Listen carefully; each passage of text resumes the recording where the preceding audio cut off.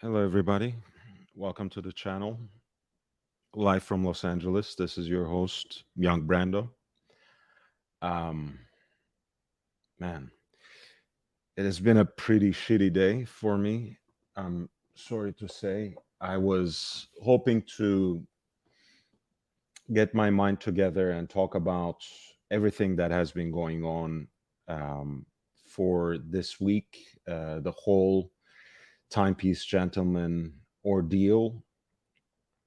But right when I was coming home, I heard some pretty bad news about a colleague and a friend who has unfortunately passed away. So I still want to talk watches. I still want to talk about a few things, but unfortunately, I'm not sure how much of that sort of unpleasantness I can handle. So I will, as always, just focus on watches, and we will go from there. At the end of the day, this is supposed to be fun. This is supposed to be a little bit of a distraction, a little bit of entertainment, and mostly the pursuit of our shared passion in the way of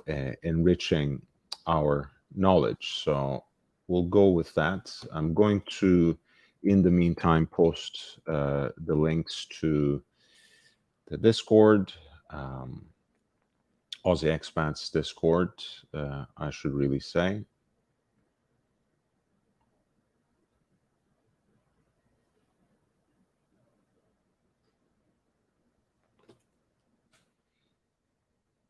And I'll also post it to Twitter and see who comes in through that. In the meantime, feel free to type something in the chat if you would like. If you would like me to address anything in the manner of new releases or some of the goings on in the watch community in the last few days, I'd be more than happy to delve into it.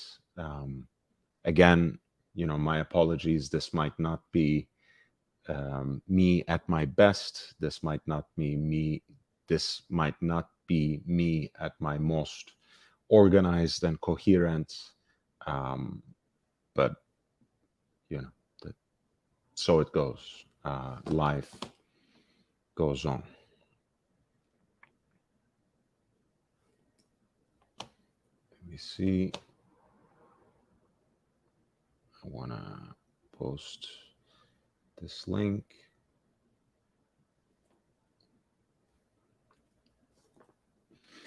Excuse me.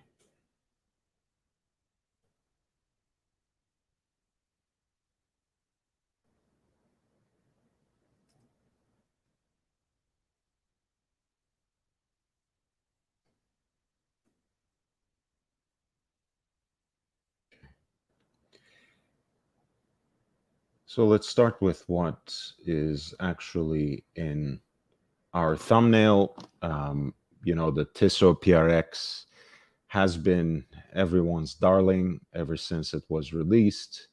Um, Bracelet watches, and especially integrated bracelets, um, sporty watches have been the hype for quite some time.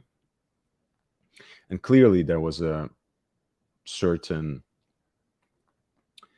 gap in the market that Tissot PRX filled, and that was providing a very accessible alternative to those hype watches that have been all the range for all the rage for quite some years. I apologize again. Um,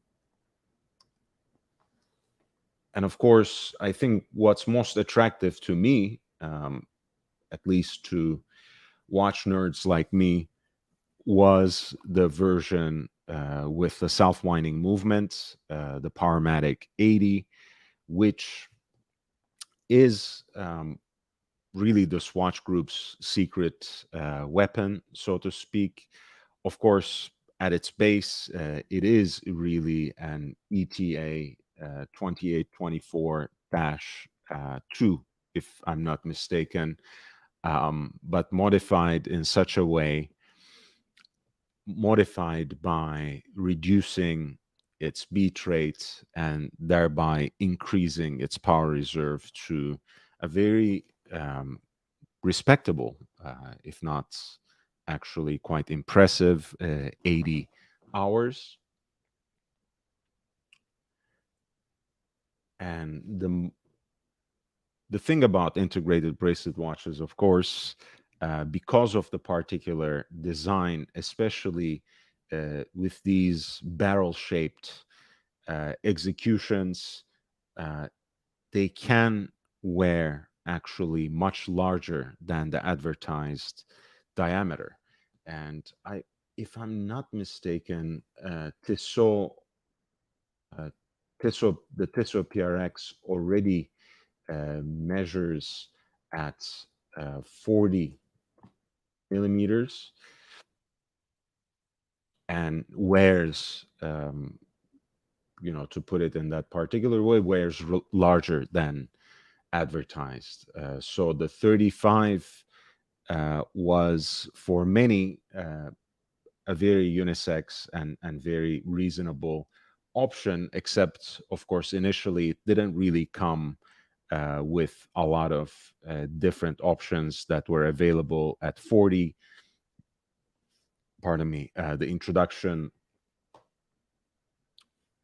of the Powermatic 80 movement into the smaller case was more recent advent, and more recently, I think this was just a few days ago, they have actually introduced perhaps the two most popular um, options, namely the ice blue dial, which of course continues that trend of the unnameable, unmentionable, um, unutterable shade of blue, and also the PVD coated gold toned case, which has a matching champagne toned dial. At another price segment, I could be very harsh about a watch like this because ultimately, um, and I go after this as a matter of principle, to me, these kinds of watches barely step out of the homage territory. They're incredibly generic, but it is one thing to create a very generic watch and try to market it as an ultra luxury product, as a five-figure watch with a five-figure price tag. Gérard Perregaux's Laureato would be a great example of that. Um, Whereas you have something here with Tissot, which admittedly is a very iterative and unimaginative design, from the shaping of the case to its transition into the bracelets to the very pattern used on the dial.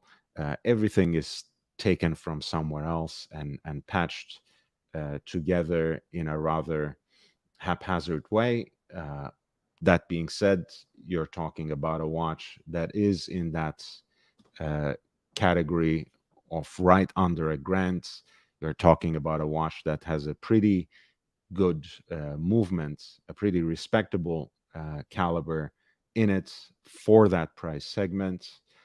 So it's really, it would be dishonest to rag on it too much. I think these provide a great value, and even though there have been more entries into this segment with a reasonable price points lately from Citizen and others.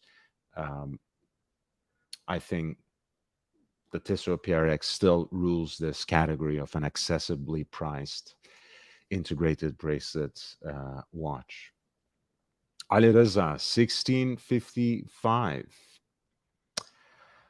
I'm on girlfriend duty obligation leave, no audio. All right. Well, that's hmm, interesting.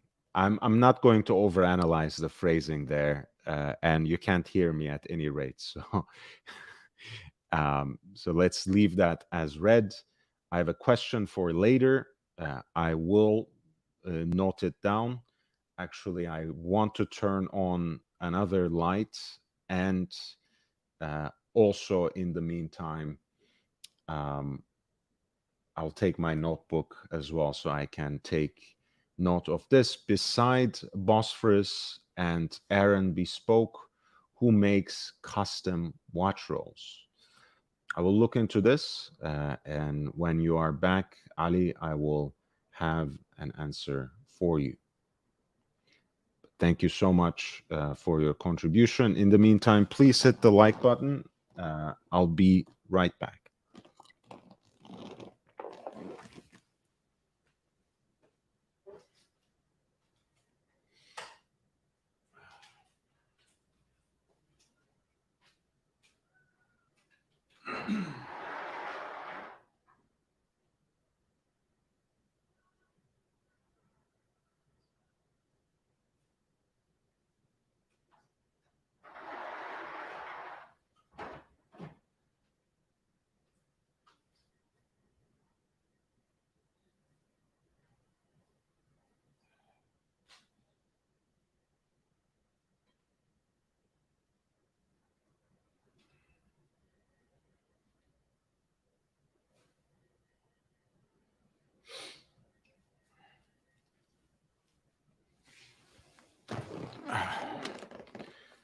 All right. Thank you for being so patient. I appreciate you. We were looking at Tissot's new additions into the 35 millimeter lineup of the PRX, the ice blue dial, and the PVD coated gold toned example, both of which come with the list price of $825.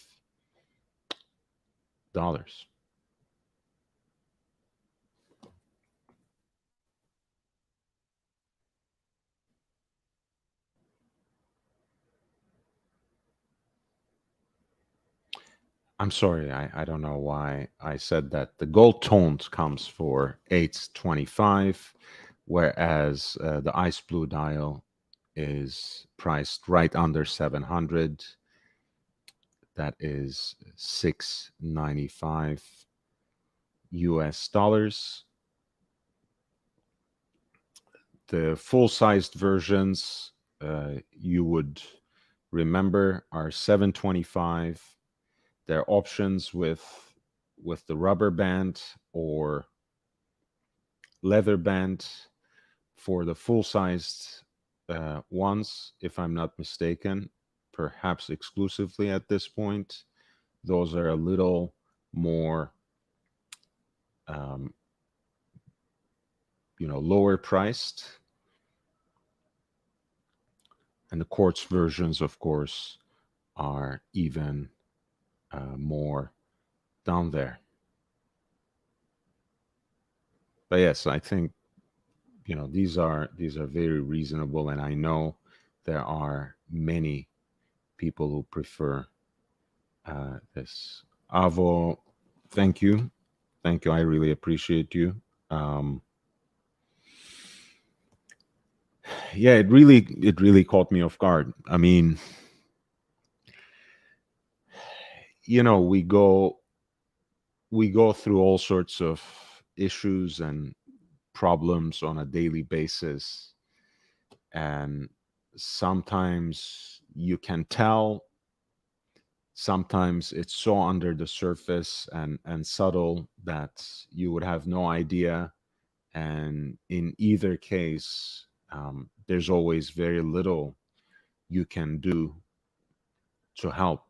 Um, you try to make yourself available, you try to reach out, but sometimes um, you're just fighting against unbeatable odds.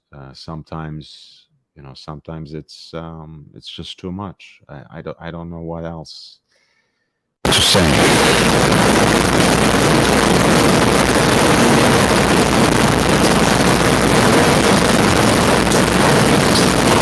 We've talked quite a lot about Tag Heuer in the last few days, so I think it would be fitting if we talk about this new release within the Monaco series or Monaco product family, let's say. Um, this is a limited edition that kind of pays homage to French racing specifically. Um,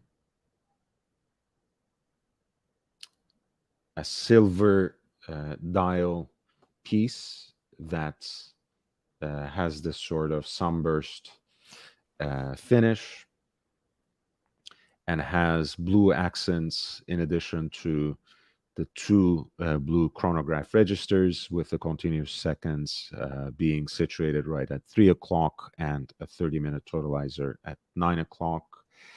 There's also a kind of neon yellow color, namely on the centrally placed chronograph hand.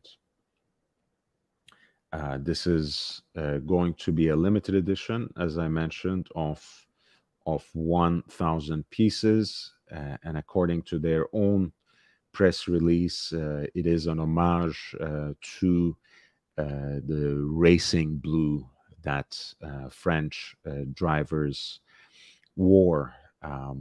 And you can kind of see why, even if you're not necessarily familiar with motorsports or with that racing tradition specifically.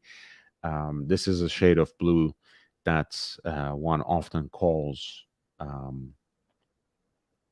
Prussian blue or French blue. So it makes sense that it would be the centerpiece of such a limited edition. Once again, you have that as an additional color, as an additional accent on the dial. You also have that neon yellow centrally placed chronograph hand, and the index at 12 o'clock also has that similar neon yellow accent, which reinforces that motorsports and racing theme, which is, of course, already in the DNA of the Monaco as a series. Hey, Meech. Are you there? What's going on? Not much, man. I just received some bad news on my way home, so just trying to distract myself, basically. Oh, well, I'm sorry to hear that. Yeah, a colleague and friend just passed away. So, Oh, well, my condolences, if that means anything to you. But of yeah, course, it's never a fun ordeal. no. Yeah, Avo says, I saw that Monaco at the Century City AD. Nice style. Just wish these were thinner. The skeleton version is not too shabby either. I'm a huge fan of the skeleton Hoya Monacos, actually.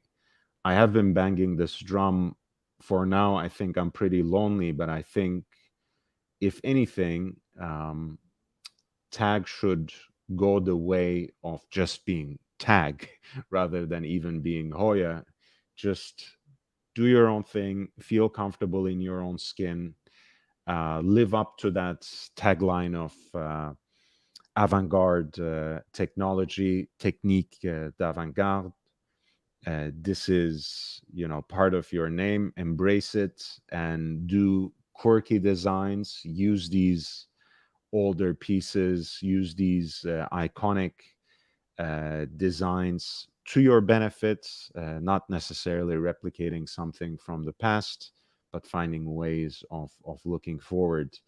On that note, this is actually branded as Hoya only, as they tend to do in these sorts of vintage inspired models. Again, limited to 1,000 pieces. It also has that crown placement at 9 o'clock, which is a throwback to the first generation of self-winding Hoya chronographs. And it is a titanium cased piece.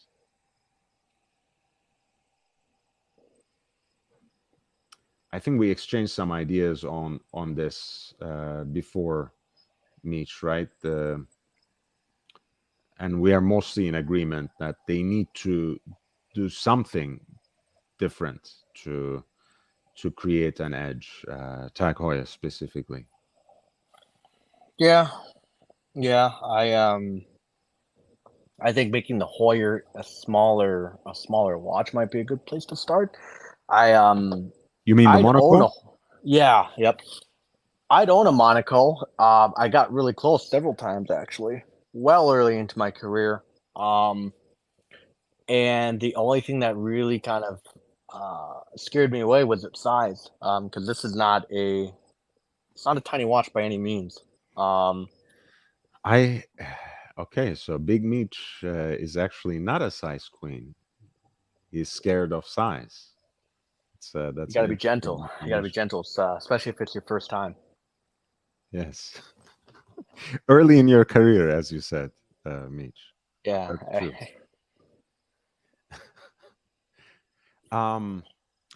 Yeah, look, the thing is, I think Monaco is not outrageously big, but combined with I'm not going to say unique shape necessarily. It's a square case at the end of the day. It's not the first time. You had one of the iconic square-cased watches yourself in your collection not too long ago with the Santos. But I guess due to the shape, due to the language of the design, it also wears a little bigger than the size, which is 39 by 39. Again, not too outrageous, but it's not a small watch either, for sure. It's also fairly thick, if I remember correctly, right? Justifiably so, because it is a chrono, but still. Okay. My mind is in the gutter, clearly, Mitch. So I'm sorry to have laughed at that, but yes, it's big. Dead Lord, we're trying to run a professional show here. We're trying big, to get punters here. It's big, it's thick, but yeah, such is when it's black. Jesus fucking. I disavow that last part. Guys, we don't. Well, in this example, it's a PVD coated watch. I'm just pointing out the color. Oh, that's what you meant. Yes. Yeah, of course. Absolutely. It's actually, I think it's DLC coated. Well, actually, as they say, it's actually DLC coded. I guess not that it matters, but I'm kind of. Honestly, I am excited overall that they're increasingly shifting towards titanium. They are, with the re-release of the Dark Lord, which was one of their iconic vintage collectible versions of the Monaco. They're also increasingly going towards these different goth kid kind of finishes on their cases as well, which is something, again, I appreciate. I think as long as it comes with the necessary substance, behind it, and I think as a modern chronograph uh, movement, once again, the Caliber O2 is is quite good. I mean, it has an 80-hour power reserve. Um, it's a great chronograph movement. So the pricing might leave some to it might always be a kind of concern, because once again a lot of people are worried about the question that comes up always is, will these retain value, which I think is not necessarily a question that one needs to belabor, because watches that don't quote unquote retain value are watches that you're supposed to hunt for on the secondary market, right? You don't have to eat that loss yourself. So that is something that I always like to repeat. If you are really stuck with questions of value retention, of course, you are buying the watch to wear. You go into the secondary market and figure out the best deal for yourself, because a lot of times these kinds of pieces end up being incredible deals. This is, of course, again, a vertical clutch, column wheel movement with 80-hour power reserve. I think they are actually um, pretty good movements for the price point. I mean, I've seen worse, honestly. And I'm not going to necessarily name names, but if we go to the standard model, which is this one here with its own bracelets, it's 7,700. Again, not necessarily a deal, but clearly something that you can hunt for on the secondary market.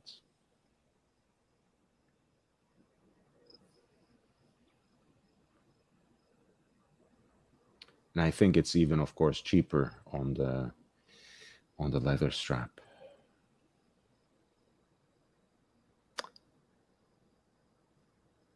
Oh, 75. Not much of a price difference there. They're clearly trying to throw in the bracelet there and make it a little more attractive. I don't know. I'm used to the leather strap look on the Monaco, but I know increasingly people prefer bracelet pieces, and of course, Big Meech is one of the big advocates of that, right? Yeah, for the most part, yeah, but I would kind of agree with you. One of the rare times, I think it does look a little bit better on a rally strap, or a leather strap, just in general, or even a rubber for that matter. To me, the metal bracelet just looks. It doesn't look bad. It just looks weird to me. Yeah, it's an unusual look for the Monaco, right? Because Monaco, we use this word quite easily, iconic. I'm very guilty of it. Don't take me wrong, but um, Hoya Monaco is specifically like that because a lot of its charm, a lot of its appeal is really through its connection with Steve McQueen, and specifically about that instance for which he wore this watch for the filming of the movie Le Mans in 1972. And that was on a rally strap. So, that sort of leather strap, whether it's styled in that particular way or not, um, has been more or less associated with the watch in a very strong way.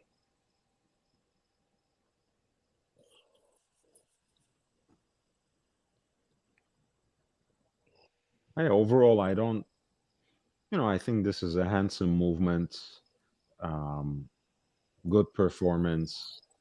I actually don't mind these particular accents, even though it might feel gimmicky to others.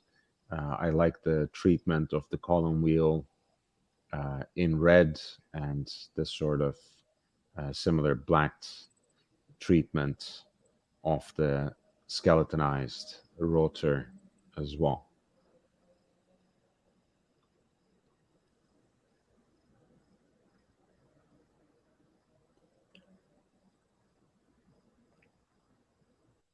So that particular limited edition, which was 1,000 pieces and which I don't think has sold out yet, was priced at 9,200, which I'm not really sure is at all justified for that particular price point, but I'm not really taken by this watch to begin with.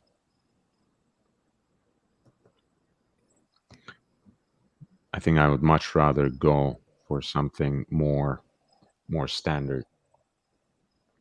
What do you think, Meech? Yeah, I'd agree with you.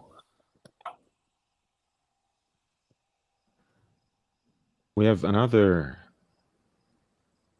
expansion in a way, the Longines Master collection apparently added a few different colors in a reduced case size. The previous watches were like this example at 40 millimeters, released for the 190th anniversary of the brands. And in a way, they were um, a little maligned because the design itself, of course, being derived from classic dress watches, was also extremely similar to the Japanese maker Naoya Hida's executions of the dials in his own dress watches that are inspired by a certain 40s style. But that being said, they just came out with a slightly reduced sized version, 38 millimeter, 38.5 millimeter, down from 40 in this particular case. And the piece comes with small seconds at 6 o'clock, and a brushed dial with the minute track on the rejo and engraved Breguet style numerals, which in this case is in black against a brushed, grain brushed copper slash salmon tones dial, which of course matches the handset.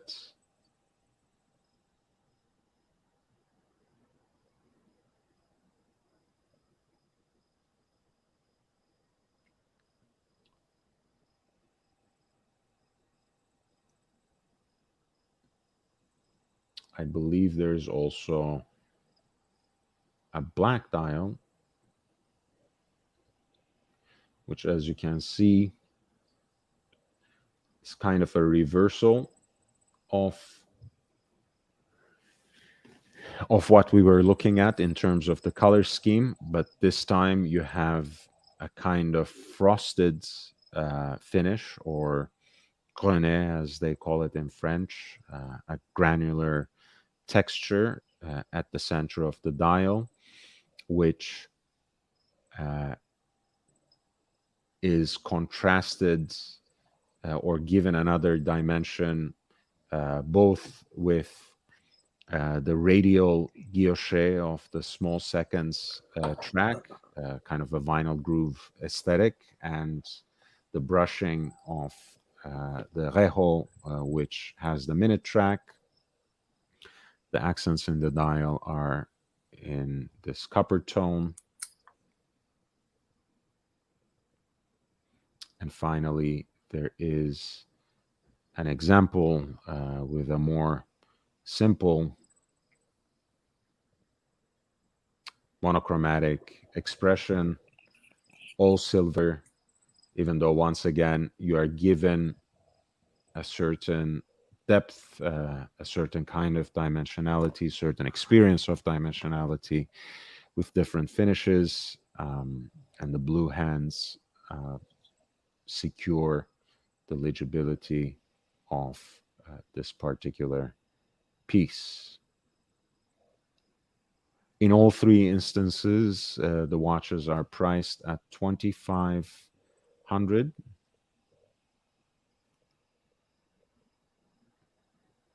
and they are powered with a Longines L893,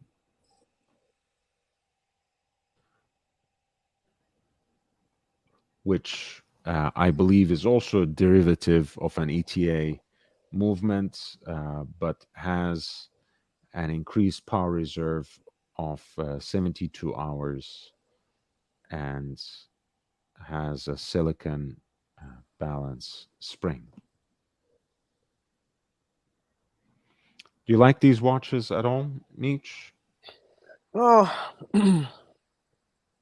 funny enough, long story short here, I have a buddy who was looking at getting one of these for himself here. His wedding is in October, and he's been kind of going around here, and he wasn't looking at this one particularly, I don't think.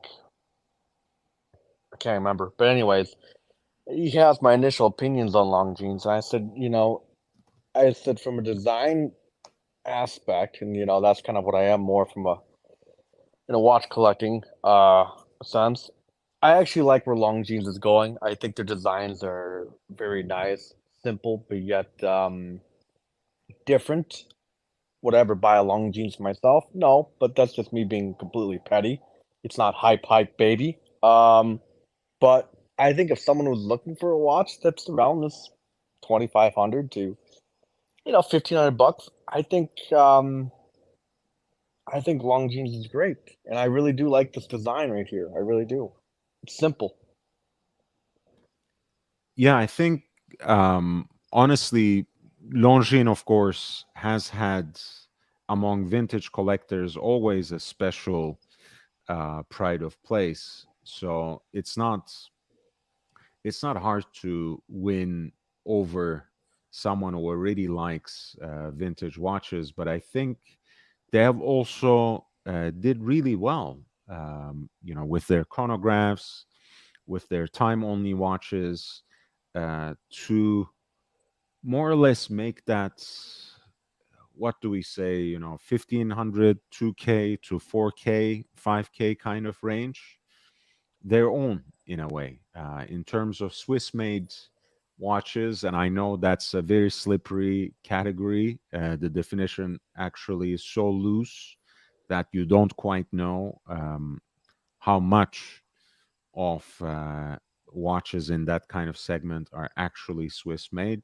But once we brush that aside, you are actually getting a pretty decent watch for the money. And I think, again, these are nice watches to get for the price. You can always ask for a discount for a brand like Longines, which is never extremely hot, no matter what your particular sales associate might try to tell you.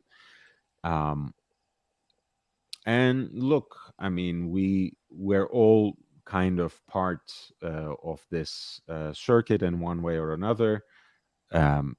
Less so in my particular case, because I'm usually not interested in contemporary watches. I like old stuff, as Meech knows.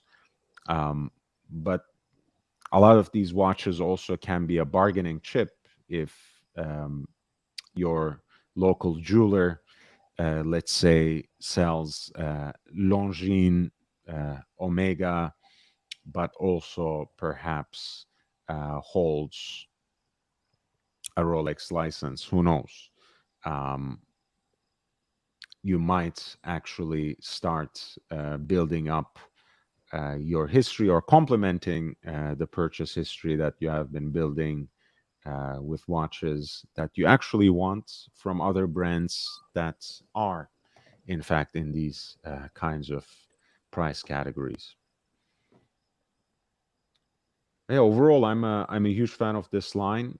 Um, I think it's a great option that they provided this reduced case at 38 and a half, because as much as 40 has become kind of the factory default for a lot of brands and for a lot of enthusiasts as well, I think for this sort of heavily vintage infused design,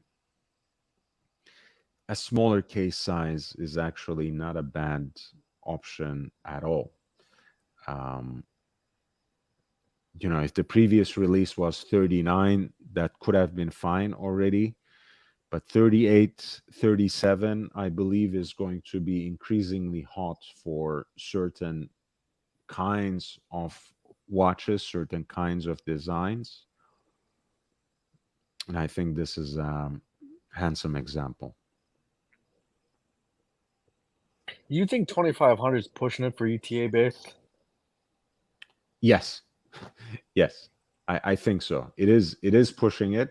I think the previous examples in this collection had perhaps the quote unquote excuse that they were the 190th anniversary. But I think that already allowed them to push up the price. Now that they have released these, they're actually even $100 more expensive with that small seconds design. The previous ones are perfect three-handers, basically. What does Longines have in their catalog or in their lineup right now that's in house? Do they have anything in house right now? Um, I don't actually know. I think that would be a pretty contested category for Longines because, at the end of the day, the Swatch Group owns ETA. So they use ETA's manufacturer, which of course has swallowed up Valjoux and so many others over the years, to make brand specific versions of whatever their catalog is. So, all these movements have a Longines specific name, but if you look close enough, you'll recognize the architecture with a little bit of help of resources that you can find online. You can, in fact, specify pretty down to a T what exact ETA base has been used and spruced up for the purpose. Now, to Swatch's credit, as the price point rises, they are using higher grade versions, and they don't just restrict that modification to slapping on a branded rotor. A lot of times they change something about the movement. It can be something as simple as slotting in a silicon balance spring. A lot of times it is increasing the power reserve, usually by reducing the beat rate of the movement, reducing the frequency of the movement. But I think that's actually usually for the better, especially if you are not expecting chronometric precision. Yeah, I think, yes, it is pushing it in a way, but I think that's as far as it should be pushed. Once you push out of the 3,000, 3,500 category, I think then things start getting pretty dicey. Yeah, I don't think Longines has anything that has been designed from scratch and built up in-house. I'm not sure if I care so much about it, and that's never been Longines' calling card in the contemporary era either. But I think I would always hesitate to pay anything more than 3,000 or so for an ETA-based piece. Yeah, I remembered the piece that my buddy was looking at. It's basically a knockoff of the JLC, but it was $1,700, and he's like, "Well, what do you think about it?" I'm like, "Huh, 1,700." I said, "If I remember correctly, that's an ETA based watch." I said, "I don't know, 1,700 might be a bit much for that watch," but I said it's not terrible at the end of the day either. Yeah. It's not terrible, but it's exactly the kind of watch that you would, you'd want to ask for a discount. You would want to negotiate. You would want,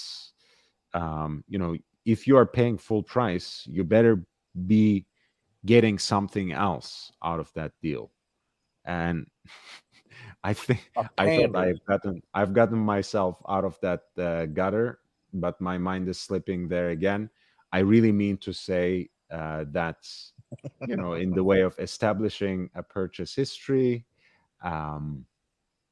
moving ahead in enhancing your relationship with a particular sales associate, so you can get other watches that you might even want a lot more. Again, I'm never an advocate for doing those kinds of things when it comes to buying watches. I wouldn't recommend anyone buy watches that they don't like, they wouldn't otherwise get. All of that being said, there are watches that are less desirable, but that you might still want to have in your collection. And if that's going to be a piece that allows you to get to something that you really want, that's another story. Right. I don't know. He's not going to get this watch. He said, "Oh, he's going to try and swing for a date, not a date just 36 mil." Okay. Well, I mean, I can't argue with that. I'm a Rolex fanboy at heart. So if you are telling me that someone is getting a Rolex instead of some other brand, 99% of the time, I will say, hey, that's a great decision. Yeah, I don't know. So he really wanted to buy my JLC off me for so I was at 4 grand, and he really wanted to buy it off me. And then he jumps around. He's like, "Well, what about this Grand Seiko? What about Norris? What about, a Tissot?" And it's like, dude, you clearly want the JLC. Just pony up the cash. But but he's also got this Air King.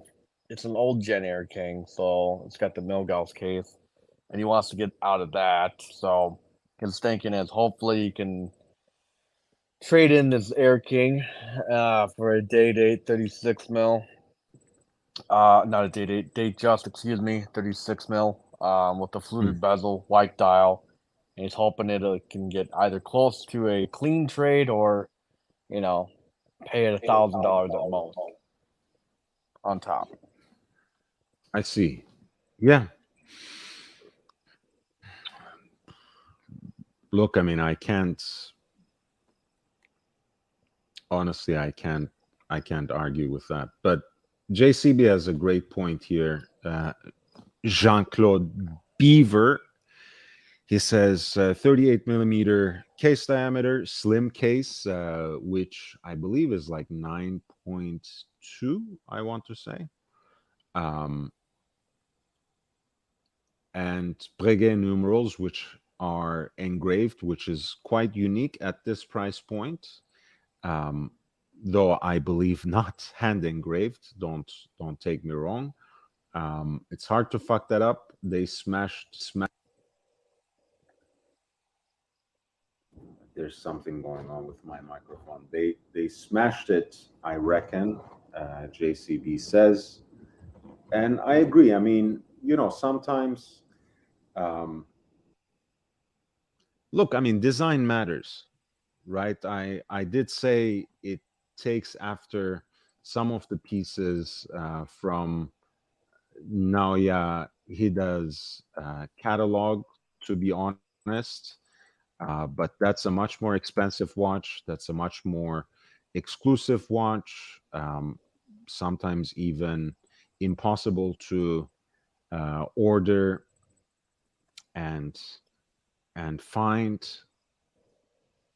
Let me see if this loads Well, I've up. always called that Longines a poor man's Maurice Grossman. Um, yeah, because Maylene Sure, kind of looks like one, but sure. But at the end of the day, I think really everyone is pointing their finger on, once again.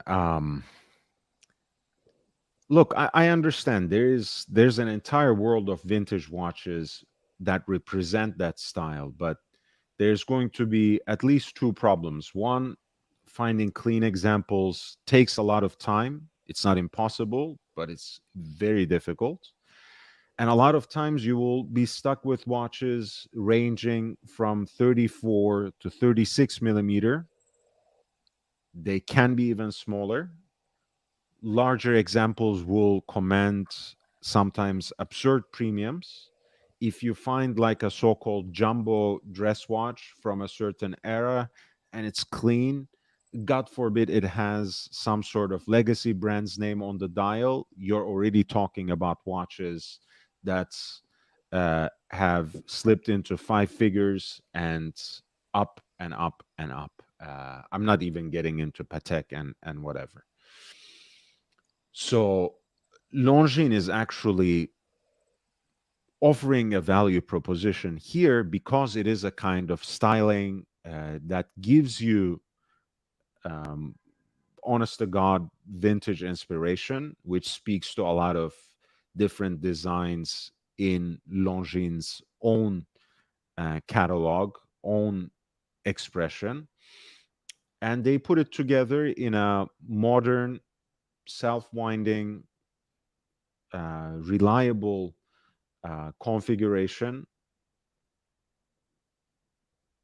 with all the capacity and wearability of a contemporary watch. So that's value in and of itself. So for that 2,500 at list, I'm sure you can swing a discount and get that closer to 2,000. It's not so bad, honestly. yeah, I agree. Because again, I have been talking about this. I went with the Merci Archie watch, or Archie watch, but it's much more difficult. Although increasingly there are more options, it's much more difficult to find a dressy piece in that cheap, fun, affordable, play around kind of price category, right? It's full of dive watches, right? That particular price point when it comes to micro brands and whatever else.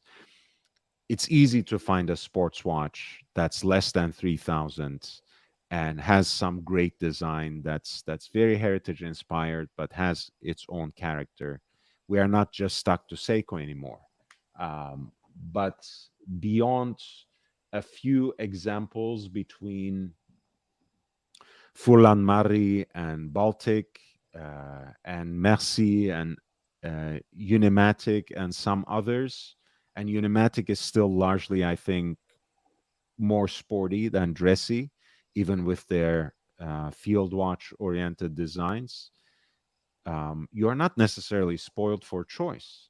So, unless you are going something for something incredibly exclusive and even boutique like Naoya Hida and paying out of your nose, really, this is great value. unless again you're stuck with the idea that at the end it is it's an elaborated ETA based movement.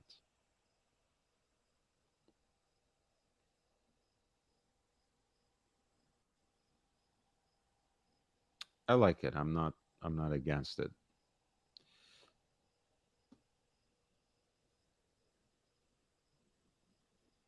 I wanted to also take a look at a pretty stunning piece here. Um, this is their flagship. I think the blue dial is a more recent expression. Once again, you have a 38.50 millimeter case. The lugs are a little more angular and perhaps have a slightly more modern feel. But overall, I think once again, the watch is very true to classical design. Dauphine hands that are subtly uh, illuminated,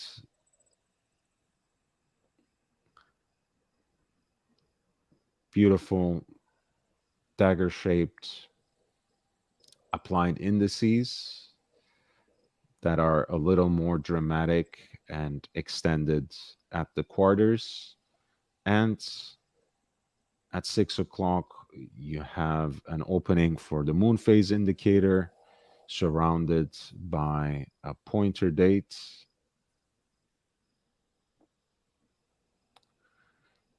The only thing that kind of irritates me about the design of this watch is all the different lines of writing that are almost in each instance in a different font. You know, Longines is typed in a different font, Flagship is typed in a different font, Automatic is typed in a different font, and then the date itself is in a different font as well. So it's a little too much overall, but you can overlook some of these things. The dial is quite beautiful with the sunburst blue, which is very dramatic. And I think it has that gradient kind of look as well, with a darker shade on the periphery. Or maybe that's just the photography they used. I don't know.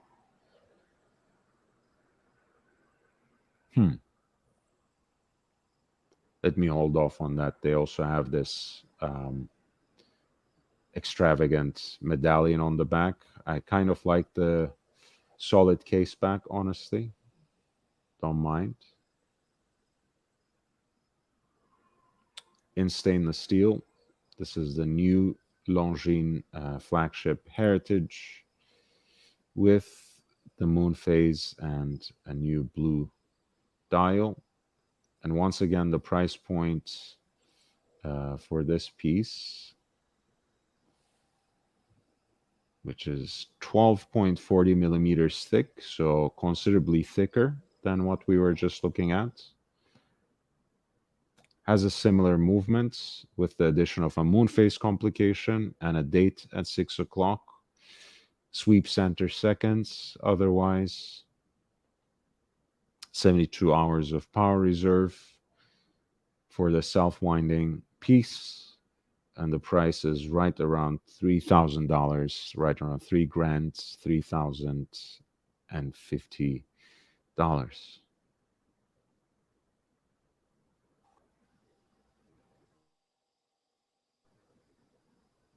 What do you think about that, Mitch? That's different. Yeah, that's for sure. And yeah, I kind of agree with there's a lot going on the dial for a watch that in theory should be very clean. But, you know, seen worse. Yeah, again, I think, you know, that might be a little bit of nitpicking, honestly. Yeah, I think there's already double branding, right? You know, you use the brand script, you use the brand's logo. I know Flagship is a different line, but you already have a pretty distinctive medallion on the case back. Why not keep things subtle? That does that really need to be on the dial? I hate seeing automatic on the dial anyways. And here it's not necessarily, yeah, it's not necessary. It's not used in a way that is balancing something out. You can get rid of flagship on the one hand and automatic on the other. And at the end of the day, this is flagship heritage, right? If you're creating a heritage design, why not have it more simple, more pure, more aesthetically bare, so people can actually take in that moon phase, which is supposed to be the centerpiece, or at least the special complication of this watch.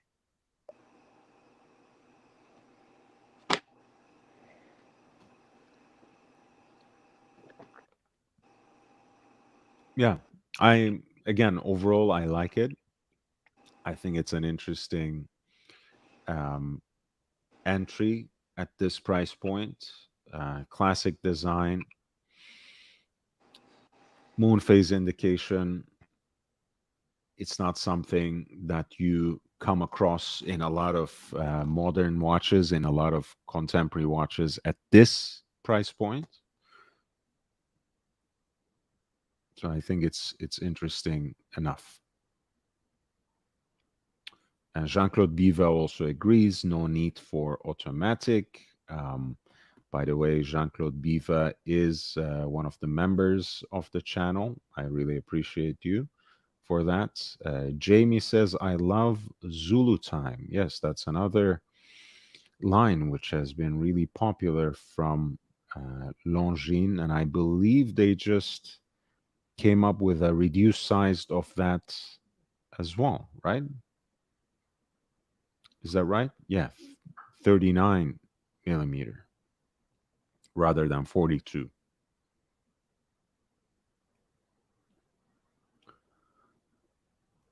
So overall, I think um,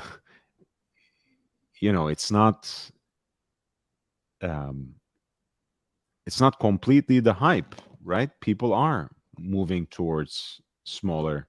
At least the brands are moving towards smaller sized watches.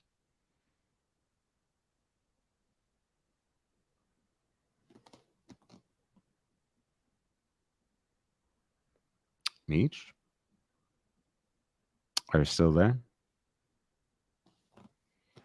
Yeah, sorry, I'm just Oh, no worries, man. stuff ready for tomorrow.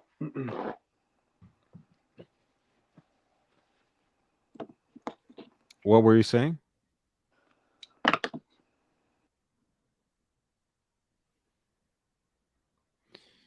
All right. Jamie says 39 is perfect. Okay. Meech. All right. I had to mute Meech a little bit there. As much as I love the sound of my own voice, I think one is fine. We don't need two young Brandos for this channel. Jamie is saying 39 is perfect in blue with blue strap. Yeah, look, I'm not wedded to bracelet watches, so I prefer this kind of piece with a leather strap. And the whole quote unquote Zulu time, dual time, reference time, travel time, GMT concept is very much in line with a pilot's watch styling. So when I think of pilot's watches, I don't necessarily think of bracelet watch. I do think of a leather strap that would be styled very much like a, in the way of an old pilot's jacket. So for me, something like this with contrast stitching, it's much more aligned with the spirit of the watch than any particular matching bracelet.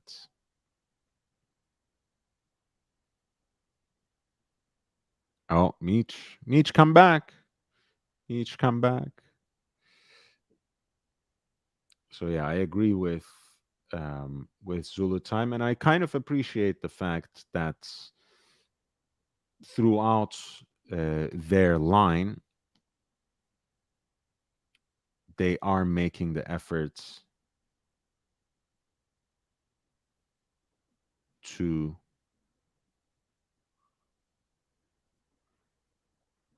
at least offer smaller watches as an option. Um, I have, over time, I have said this many times. I think ultimately, oh, Meech is back. Hey, man. Can you hear me? I can hear myself through your. All right. Meech, get your system ready. Again, I love listening to the sound of my own voice, but too too many echoes in my head at this point in time. I can't quite suffer it today. Yeah, and the price point again, it's right around 3,000, right? Um, I think Longines is very strong for that price point. And the Swatch Group overall, we have been talking Swatch Group all the time. In fact, since we started the show, basically, we looked at Tissot PRX with the new additions. As it happens, it was in reduced size. We looked at the Longines Master Collection with the small seconds. And they offered a smaller case compared to the 190th anniversary.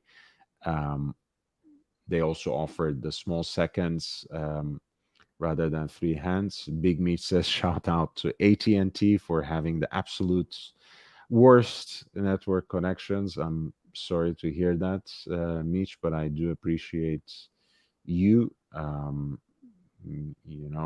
do at least appreciate that you try and participate.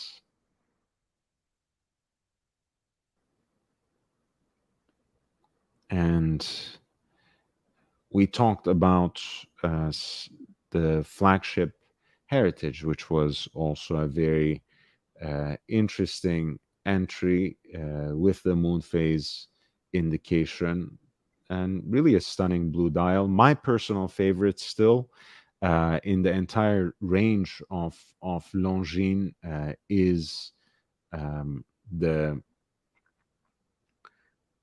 Avigation Big Eye.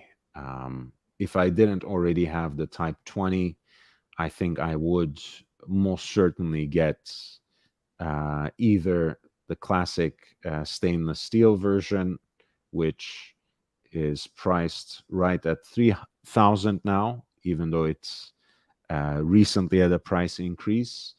But that titanium version with the gradient blue dial is not too shabby either. I like it a lot. Um, and I love the fact that it is actually not only harkening back to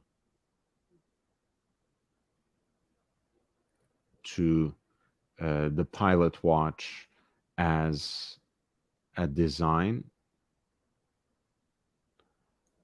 but also experimenting with it a little bit with using different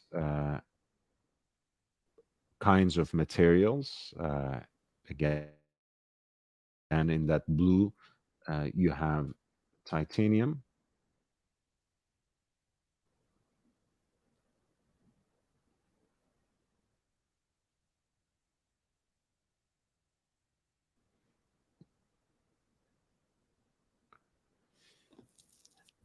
Um, it's a column wheel chronograph movement, so that is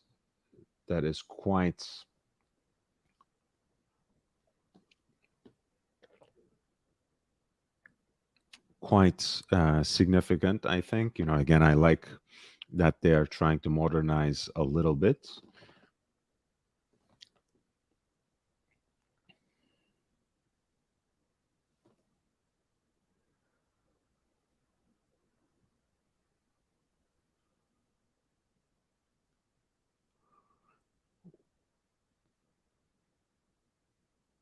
I think this really checks a lot of boxes when it comes to that mid-century pilot's chrono, offering a column wheel chronograph, and in the case of this blue dial, also a different kind of material, so you can, in fact,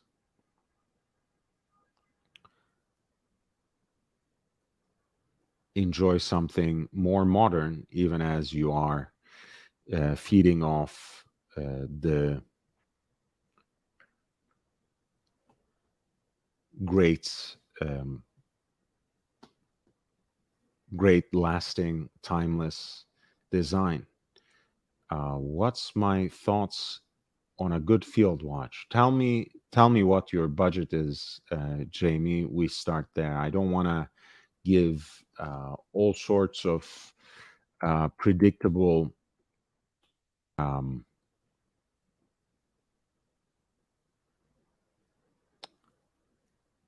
all sorts of predictable suggestions. I'm a big fan of Unimatic as a company. I am a huge fan of their designs. I don't own any of their watches yet, so that is, of course,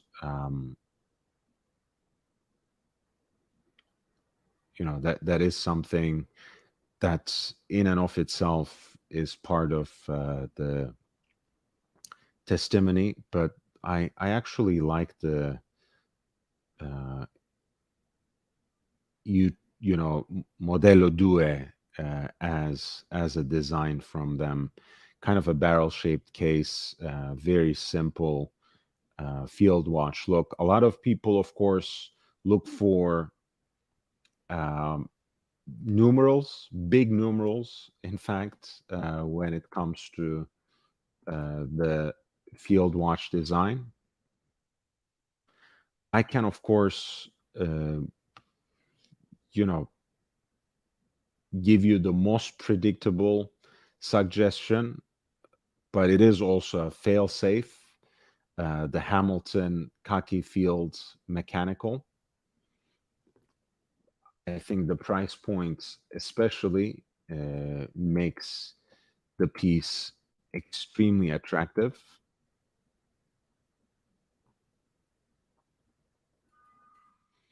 And again, that movement is,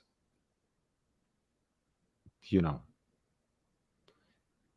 incredibly appealing. The several iterations of the Powermatic 80 that you can find throughout Swatch's catalog. A personal favorite would be the Murph. As you know, the Khaki Murph was a design that was originally conceived for Christopher Nolan's movie Interstellar. I believe Nolan wears a version of this watch at least once every so often. And Nolan has been enjoying a collaboration and a cooperation with Hamilton, featuring a selection of vintage Hamilton watches in his period piece, Oppenheimer. I'm a big fan of the Murph, and it is a very attractive option at 38 millimeters.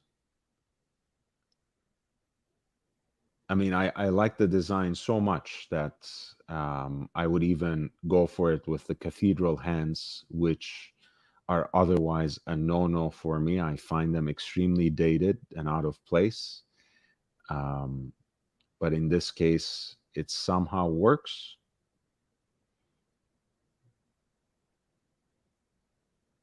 Hey, Robert.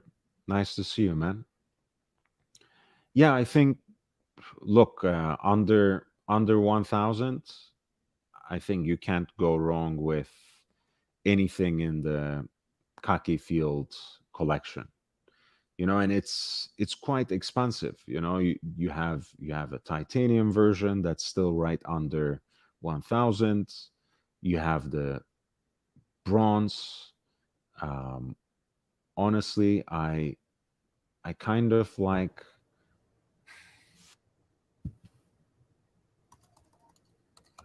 What is going Honestly, I kind of like the quote unquote mechanical option, hand wound. Um, but if you like watches that are a little bit bulkier, you're probably just fine with the automatic. I think the titanium is a very attractive option, and with the black dial, or really, unless you go for the blue dial or some sort of coating here, you are still going to be under um, $1,000. The PVD coated version with this anthracite gray dial is 1,045, and the blue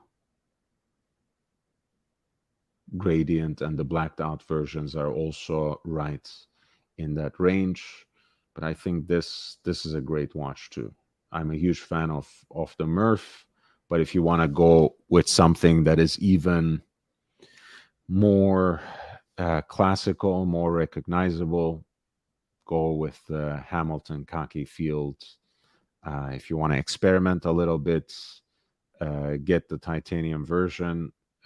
If you want to go the way of tried and true, just get any of the mechanicals, and you can find them in 42, 38. It's really a no-brainer. The Butcher, as Benny the Butcher says, the Butcher coming. I'm not saying the rest of it. YB, glad you're back in the saddle. It is really a pleasure to see you. And Jeremy Butcher, too, is a member of the channel as well. So I thank him for the membership as well as this $5 super chats. Jamie says, I'm a big fan of the Ventura, but I'm weird. We like the Ventura here. And look, I mean, the King wore one. So if it's good for Elvis, it must be good for quite a good number of other people as well. Robert offers his opinion on marathon. Marathons are cool, Jamie. If you want real military history behind the watch, check out the Bulova hack. Hamilton is probably the most well known and has great history. Um, Look, again, I think even though I will cast my vote for the Hamilton Khaki Fields, um, I'm not going to necessarily discount the Bulova or Marathon either. Um, yeah, I would say, really, sometimes there's a reason why certain watches have uh, kind of struck a certain note. If you said 3K or a little higher, um, I would probably say go for the Tudor Ranger. Actually, you are still under 3K as far as I know with that. um, The Khaki Field mechanical, though, it's basically $600 at 38 millimeters. So 615, something like that. So it's a very uh, very good very good deal at that.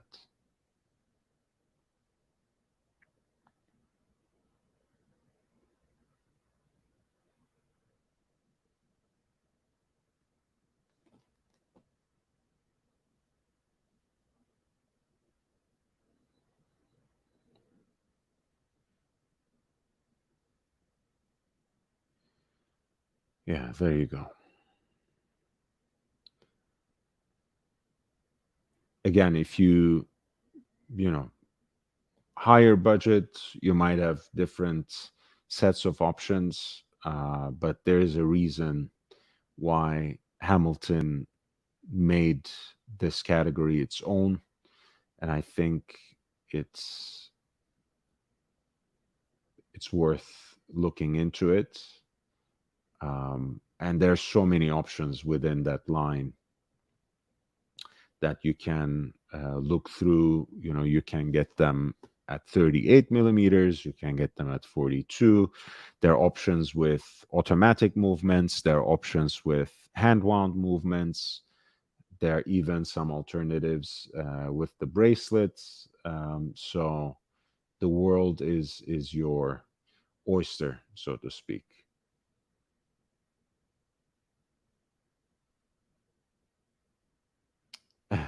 Was that Don King? Don King, I don't know what watches Don King wears, actually. I think the Ventura would be too low key for Don King. But yes, I think I'm glad Butcher is back because I thought we may have alienated him, actually, talking too much boxing when the captain was on earlier this week.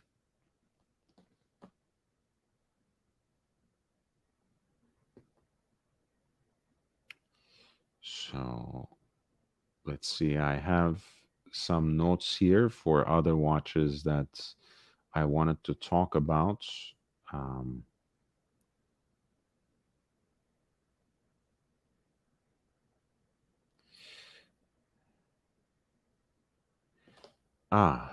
the new Nomos pieces as well.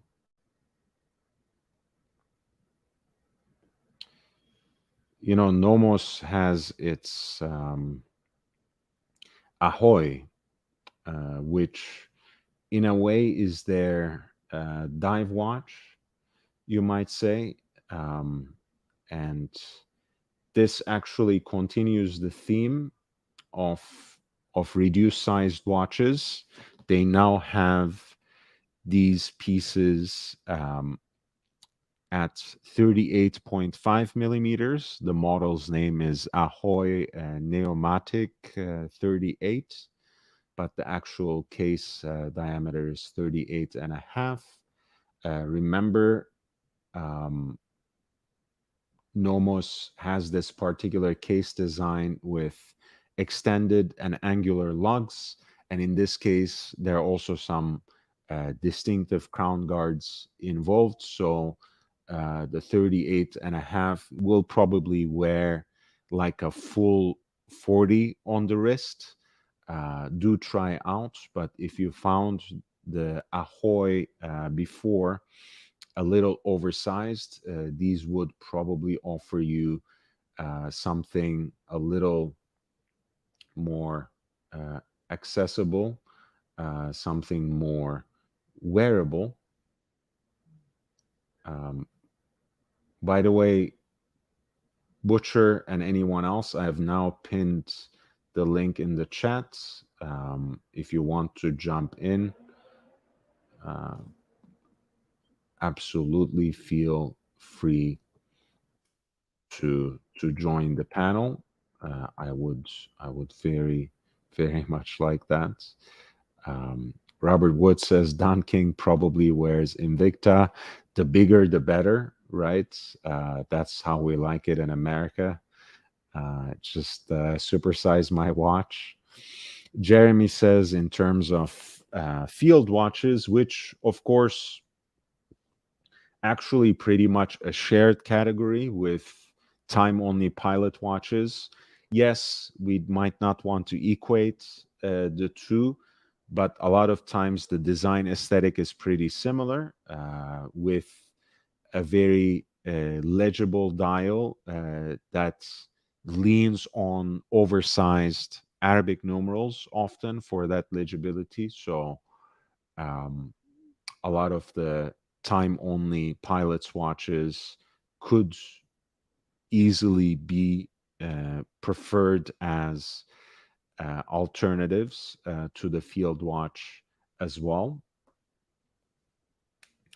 I think the Stova Flieger watches have over time really become quite expensive.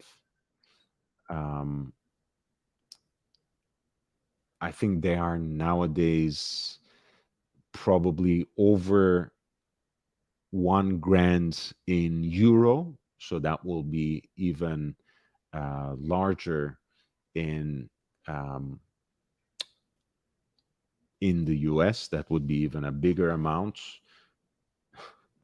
My English is completely in tatters at this point. That would be more expensive. That's the word I was looking for. In American dollars. Um, but I think the Zin 104 is actually probably the wild card of that category. Um, Again, you won't find sometimes the Arabic numerals in this particular uh, instance. Wait, let me start before I jump ahead. This is the Stova Flieger Classic 40, which is 1,250 in euro in VAT. Again, I wanted to share what I think is a good option for the Flieger. These used to be all the rage at a certain point. Um, I'm not a huge fan of Flieger styled watches for purely personal reasons. It's my prejudice. No one has to fight my battles or share those prejudices, and I don't even want to get into them, especially not today. But the great thing about Stova is not only the value proposition, but also your ability to choose. You can get, a self-winding movement or a hand-wound movement. You can get one with the Stova logo or no logo, right? And the no logo look some people really like, because at the end of the day, um, that kind of sterile dial aesthetic was how the actual supplied watches looked like oftentimes. And you can get them with dates or no dates. And I particularly like this no dates option. This would be my choice ultimately. No branding, hand wound movements, and no dates. So you have this perfectly balanced dial. And I think, um, again, this is not too shabby of a deal at 1250 or 1270, right? Perfectly legible dial, black with luminous numerals, blued steel hands that are lozenge shaped, sweep center seconds, built on a Swiss Salida movement, and the price point is quite attractive.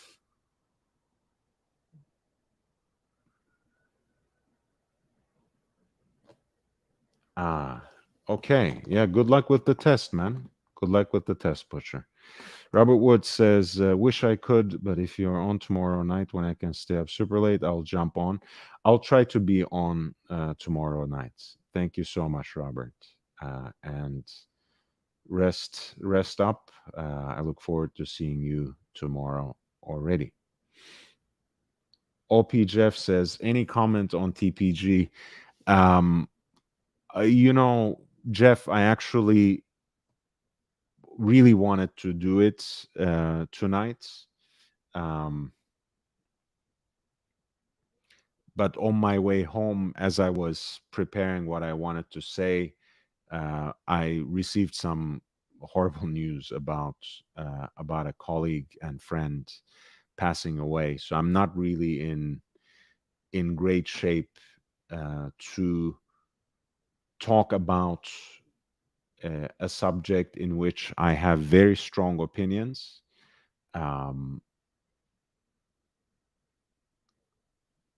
But I guess I guess I can say two sentences. Let me put it this way. If you paid attention to the second video that this person posted, TPG person, or rather, let's start with this. MCM, thank you so much. Thank you so much. When you look at the two videos that this personality shared on his social media platforms, on YouTube specifically, there's a contrast. In one, he's wearing a tank top and he is intentionally disheveled, doing his best to act vulnerable, defeated, dejected, apologetic. On the second one, he is put together and he is quite literally implying that he is back at it, that he wants to consign, flip watches again, and that's how we will pay, and F the haters, and etc. And there's a whole game that has already started, and that's not only limited to TPG, but it is almost in a concerted manner propagated by all the gray market dealers. Unbelievably, they are trying to present themselves as victims, saying that they employ this and that many people. You know, that you, if you paint them with the same brush that you paint the bad apples with, that you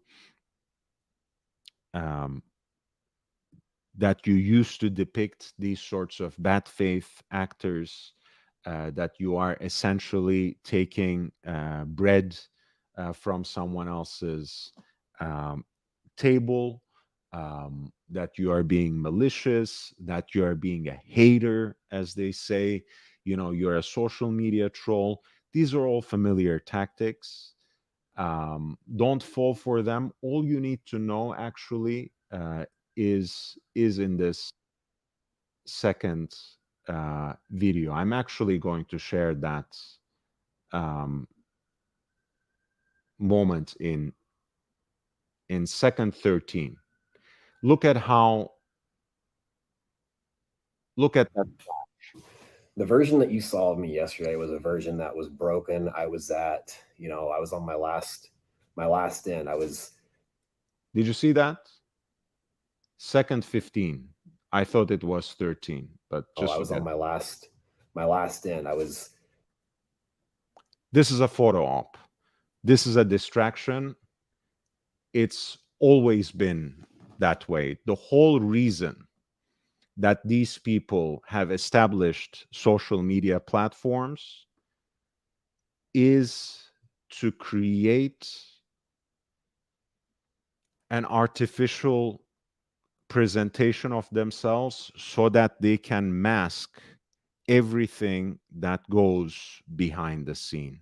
The whole reason that they have created these social media personalities for themselves is because they are masking something quite pernicious in the background.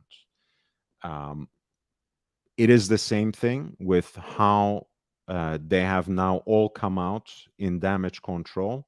It's the same thing how this particular person came out for damage control. It is a publicity stunt. I know the way people are hurt is very real. I don't mean to downplay this, but time has come to make a serious statement on this particular issue. Let's not focus on whether we can make small recoveries here and there. Maybe we can get $1,000 back, 2,000, 10,000. These are, by the way, unbelievable amounts of money for the working man, for the family man, for the individual person. $10,000 for people who live like this, like Timepiece Gentleman and many other so called gray market profiteers online, it's nothing to them. For the regular person, that can be the rent until the end of the year and beyond. Imagine something like that can reduce someone to homelessness, or it can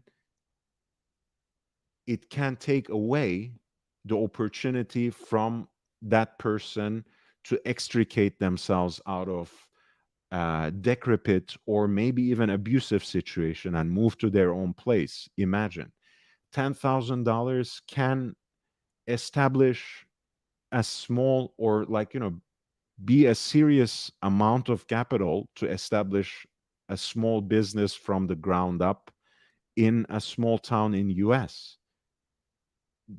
We might forget about these things, in our stupid luxury watch world, um, in our lives in New York, Los Angeles, this beach town here, Chicago there. We might forget this. But to me, $5 million is a big number. It's impressive. It's horrifying, not because of the entire amount of money, because I can see how many uh, normal people might be entangled in this. Now, I recognize that. Don't take me wrong, but we have to forget about trying to see how much we can take back from these kinds of scoundrels. We have to go to the heart of the matter. We have to make sure that this guy and everyone else who has been associated with him is entirely canceled on social media. Um, report every watch. If you have given away a watch to this person, report it stolen. Look into the ways of taking this person to court. I am issuing a call here. I'm sure we have a lot of lawyers in the community. I'm sure we will have at least one competent lawyer who can turn this into a class action lawsuit. Let's make an example of this guy.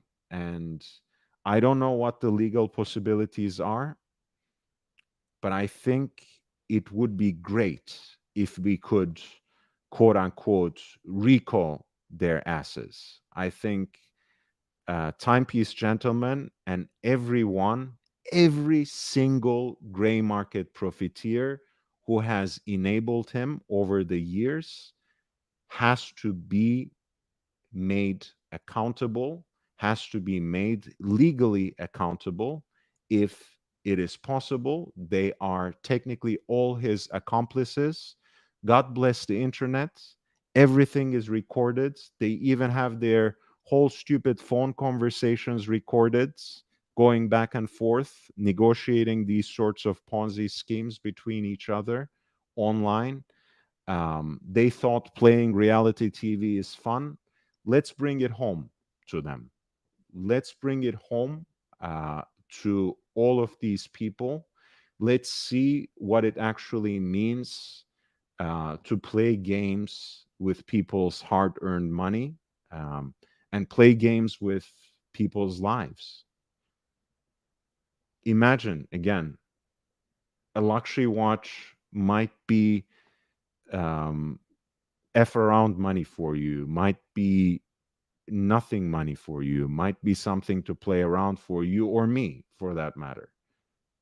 But in the bigger picture, one luxury watch consigned with this guy, it is a lot of money. It can be an entire year's rent for someone. It can be a way for someone to make a down payment on on a small place in a small town in the US. It can be a small amount of capital to start up some small business. It's insane to me that we would still focus on, oh, let's find ways of protecting the watch community, and let's not blame, other gray market dealers.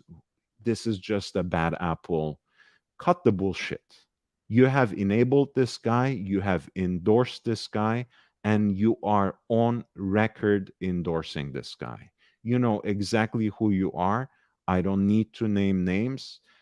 There are at least half a dozen other gray market dealers and additional social media platforms who have brought this guy on, who have made him who have made him part of their inner circle. So the crocodile tears and the fake outrage and the theatrical surprise does not cut it anymore.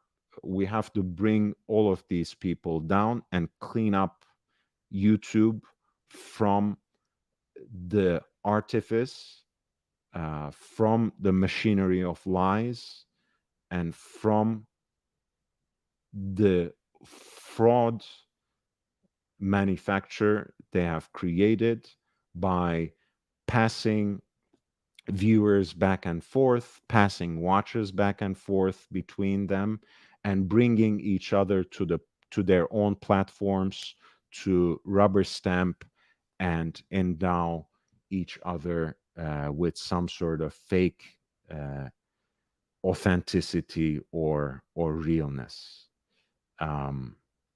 That's it. I'm really getting genuinely agitated here because I just can't suffer this anymore. I mean, it's I cannot believe that this has been allowed to go on for so long, and in fact, even today, it is going on. We are still paying attention to what these people are saying on social media. Forget it. This is a criminal matter now. Report the watches stolen and go after each and every single one of these people. If you can't recover your own money, trust me, you will have actually saved generations of people who they have already and they are continuing to mess with. It is no laughing matter. It's not about $5,000 here, 10,000 here, or even 5 million. If there is anything to be concerned about, is not only the livelihood of this or that person, but generally the lives of people who have so much invested in watches, and all these people are doing is taking advantage of them. I cannot believe that they can still step forward the camera and say they have established social media platforms for transparency. Who are you fooling at this point?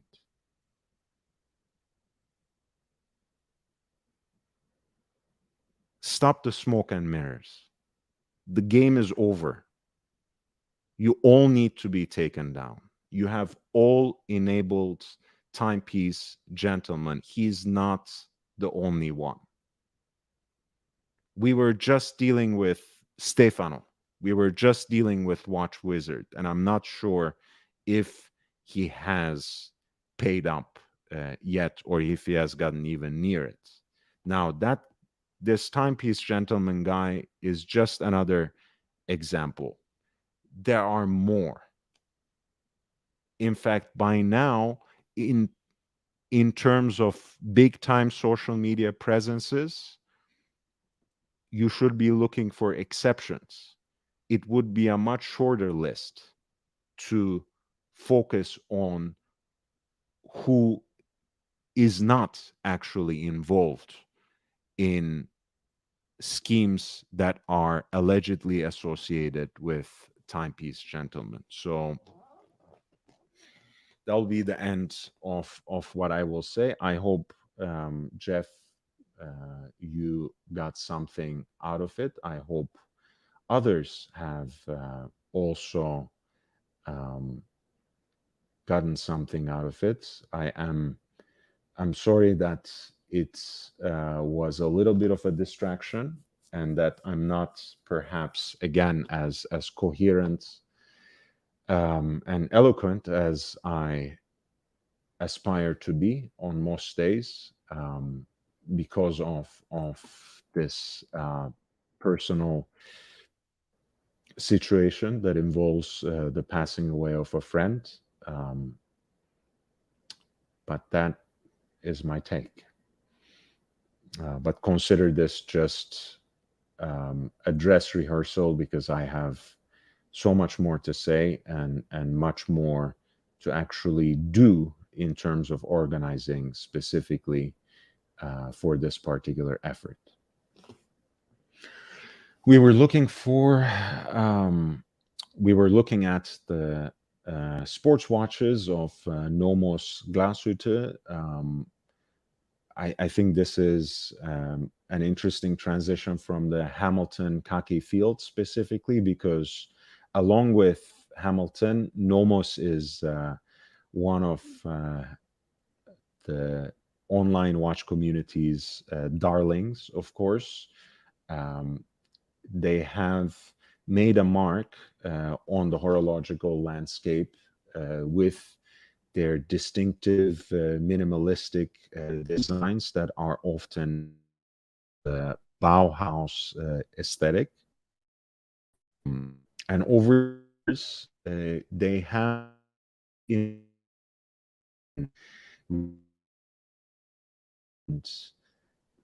continued expanding their offerings in terms of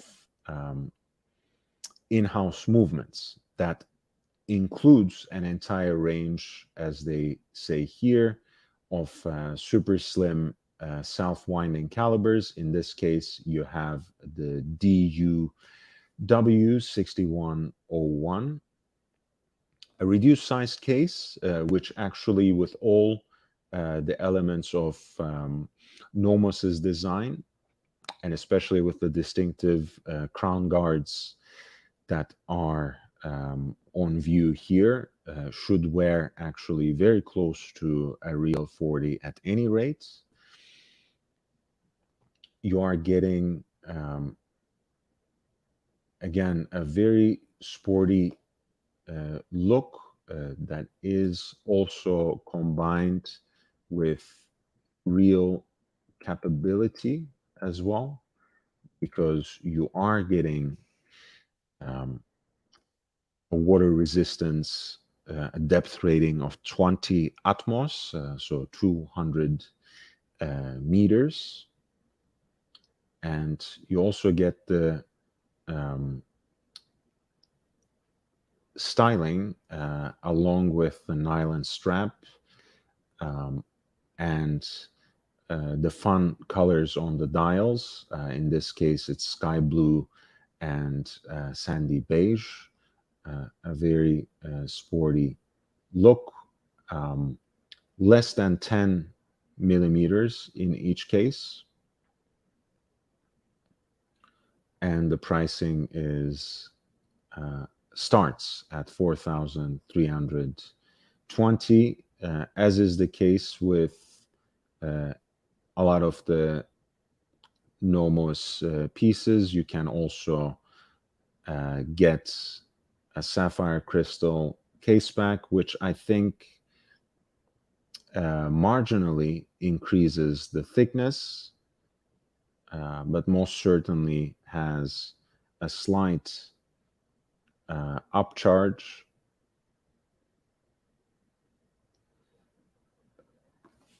But if you take as much pride as Nomos does in this Deutsche Uhrenwerke 6101 movement, I think it might not be a bad way to go. Of course, again, this is not a diver in the way we know and recognize it, perhaps, but it's certainly a very sporty watch that does not stray too far away from Nomos's visual language. Thank you, Basil. I appreciate you.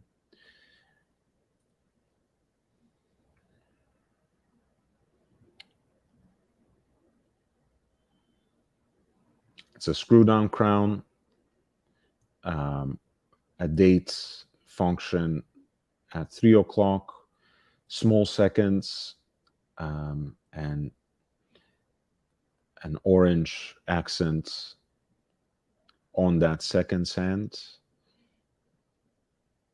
Decent luminous signature in the dark there, and you have a price point that's right around 4,500, which for fans of Nomos might be quite attractive. I think the reduced size, again, is the sign of the times, is an interesting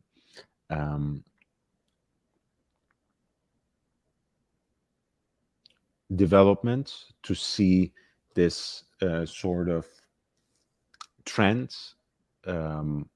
across a number of brands that have very little to do with each other. So now we are not just talking about Swatch Group. My favorites, my absolute favorite actually of Nomos's lineup is their particular approach to world time. This is more like a GMT watch, but at any rate, you get an interesting piece and a great value at around $6,000 right now. I think I do like this piece, especially with the blue dial. I think it really jives well, actually, with Nomos's minimalistic aesthetic. I have never quite figured out why they named this model Zurich or Zurich. Of course, it is a big business center for Central Europe and not only Switzerland. But I don't know, they have Berlin for that time zone on the dial, not Zurich, not Paris, not something else. So I guess it's something playful they did as one of those German brands that have been over the years giving a run for the Swiss brands, a run for their money. I like also the finishing on this movement as well. Again, nothing too extravagant or elaborate, nothing too refined.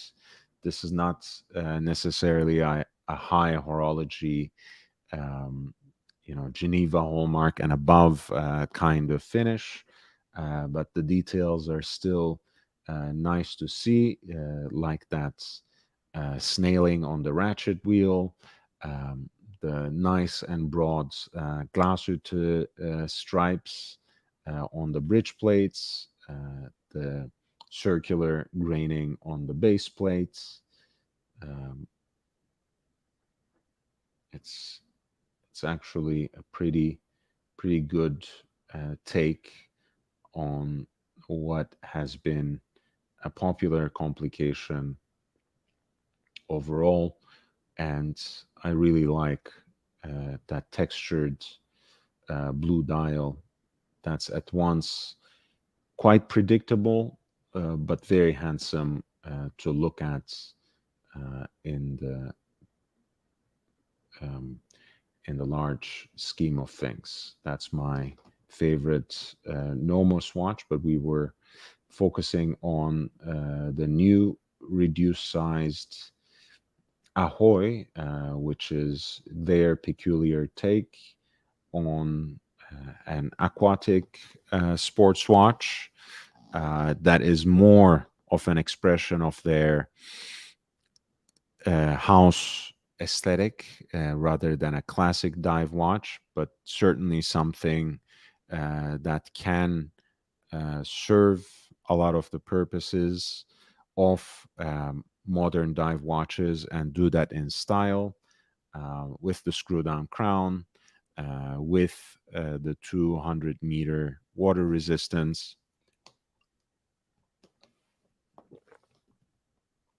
Um, and also the lovely nylon strap too.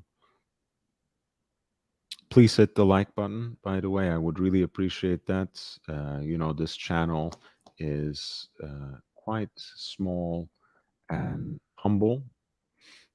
So to me, it makes a huge difference to have one or two likes more um, in one video or another. My favorite brand of peanut butter has now become $4.99, the organic crunchy from Whole Foods. So I thank Jeremy Butcher for um, basically sponsoring my next jar of peanut butter, and Ali Reza for the contributions too, as always. They're also members, some of my very loyal supporters, so I appreciate that very, very much. I'm gonna quickly get a drink of water, but I also want to leave you with the next watch that I want to discuss. It is a watch that Omega is releasing in the run up to the next Olympics, which is almost there. I can't believe it. I can't believe it's almost 2024. I don't understand what just happened. But we basically have a two-tone Seamaster in our hands. So we'll talk about that once I get myself a quick drink.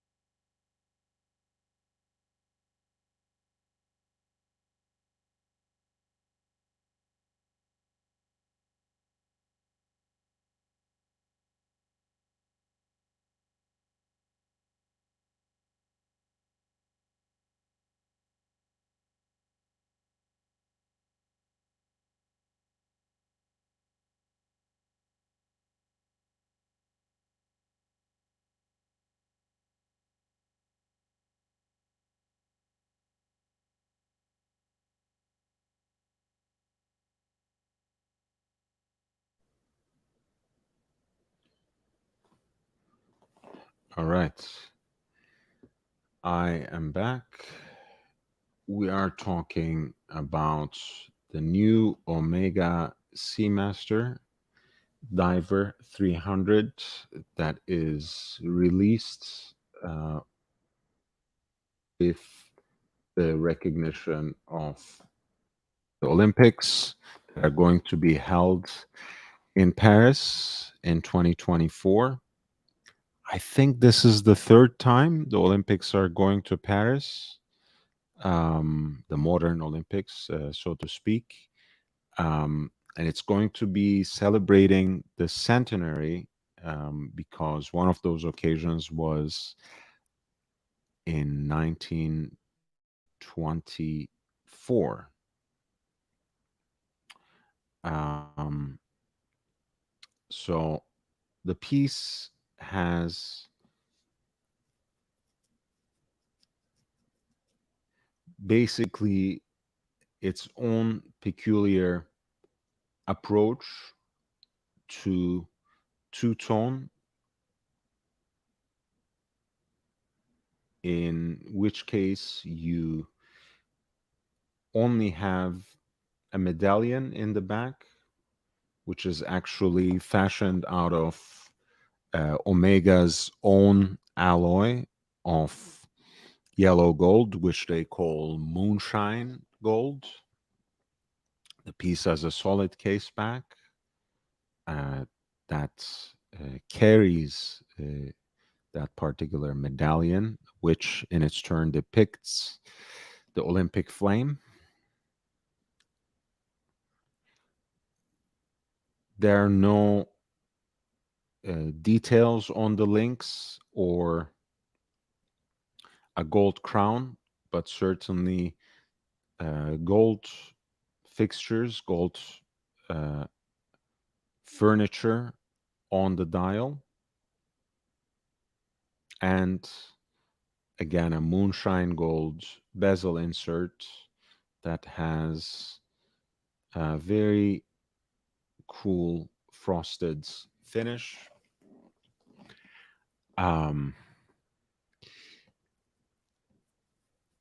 like the idea, not sure about the execution, so to speak. I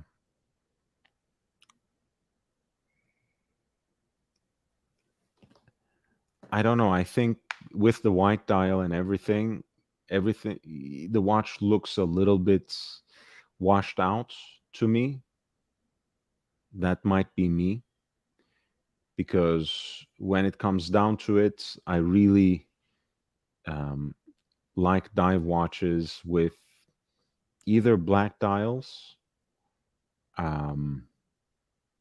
or some sort of fun color, perhaps, that aligns with that nautical theme. That can be orange, of course, which is very popular for dive watches and associated with a number of different brands, of course, none of which are called Omega. But anyway, that's part of the language as well.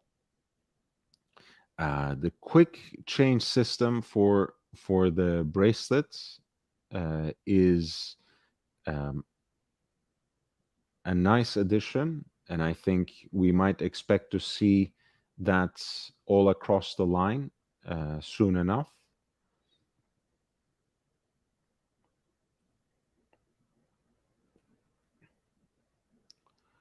And I believe these pieces also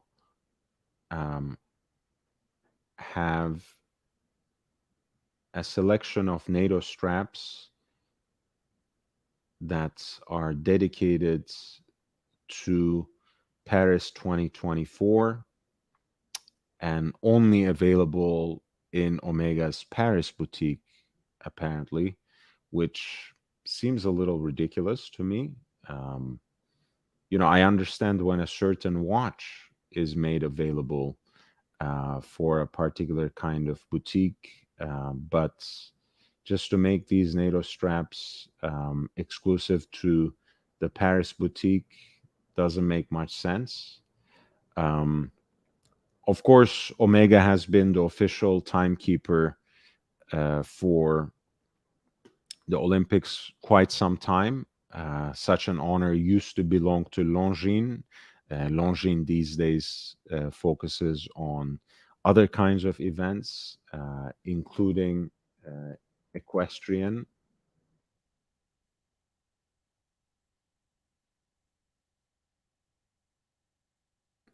Whereas Omega has taken over the Olympic torch from Longines within the body of Swatch Group over the years. The piece again presents not only the addition and execution of some new features within Omega's lineup. Pardon me. An example of which is this toned down execution of the two-tone and the quick bracelet strap exchange system, but also the constantly creeping up of the price point as well. Now we have once again a Speedmaster that is getting so much closer to becoming a 5-figure watch at 8,700 in US dollars.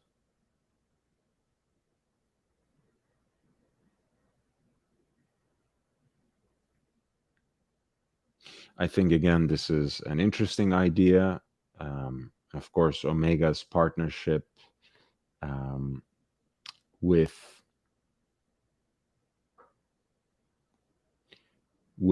the Olympics. I wish they threw in one of these straps at least. Maybe the French flag version.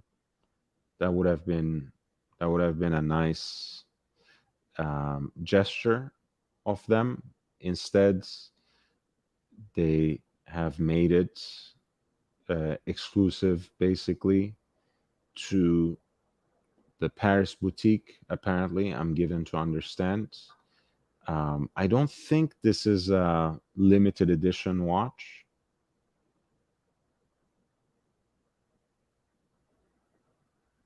But it is a special edition that is presented on its own presentation box. And once again, this Paris 2024 edition of Omega's Diver 300M version of the Seamaster is listed at 8,700 in US dollars. I have a couple of more things that I wanted to bring up.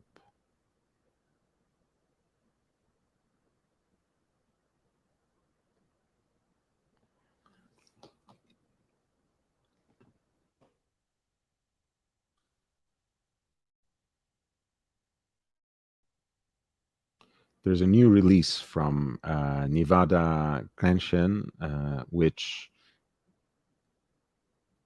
has been quite an interesting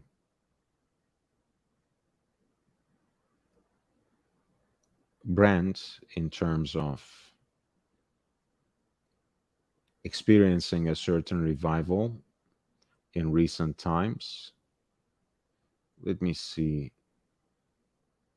The website is experiencing some sort of strange problem, so let me see if I can pull it up in the background first.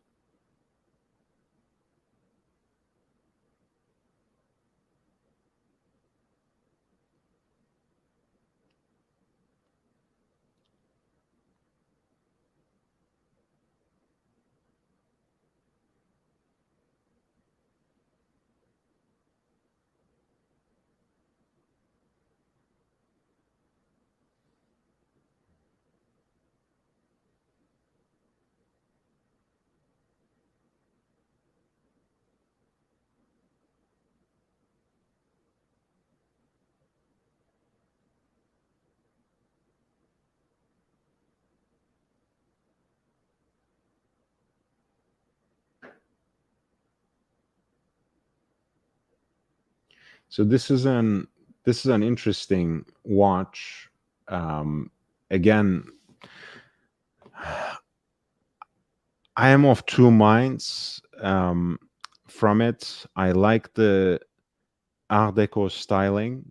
I like the fact that it has elements that take it away from simply replicating that famous Paul Newman design, especially with the distinct orange accents that are expressed both on the minute track and the centrally deployed chronograph hand.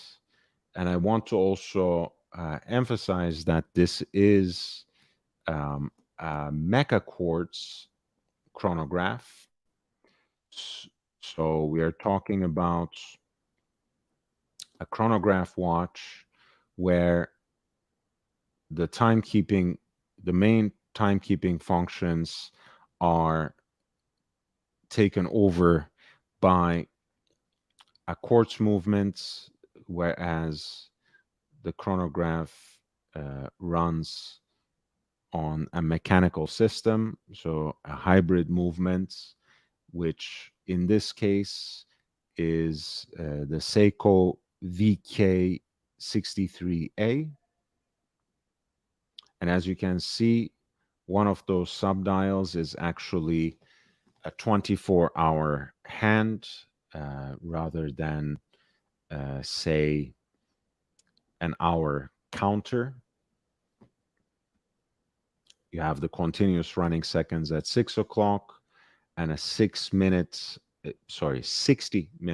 totalizer at 9 o'clock.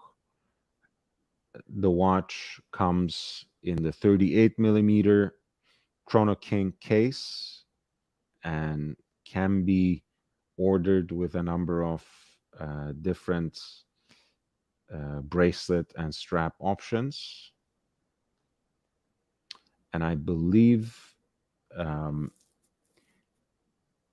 you have another month or so to order because the pre-order has started on July 27th and was supposed to take place for the next 5 weeks. So you can expect it to end by the end of August. The base price for this chronograph, for this Mecha Quartz chronograph, is $479, but I believe the matching stainless steel bracelets at about $200 more with the integrated, or rather the version of the beads of rice bracelet that sits flush on the case, probably being my favorite of those. I would probably get it with something like this. Again, I think Chrono King is distinct enough, and in this Mecha Quartz configuration, also at once both cheap and different enough that it's not too much of an infringement for me. I have to say that the Chrono King has its own heritage in terms of designs, and in addition to the rotational 60 minutes fully graduated timing bezel, those orange accents go quite a long way before we start also accounting for the Mecha Quartz movements, which makes this piece a very affordable and interesting beast to play around with, under $500 on a leather strap.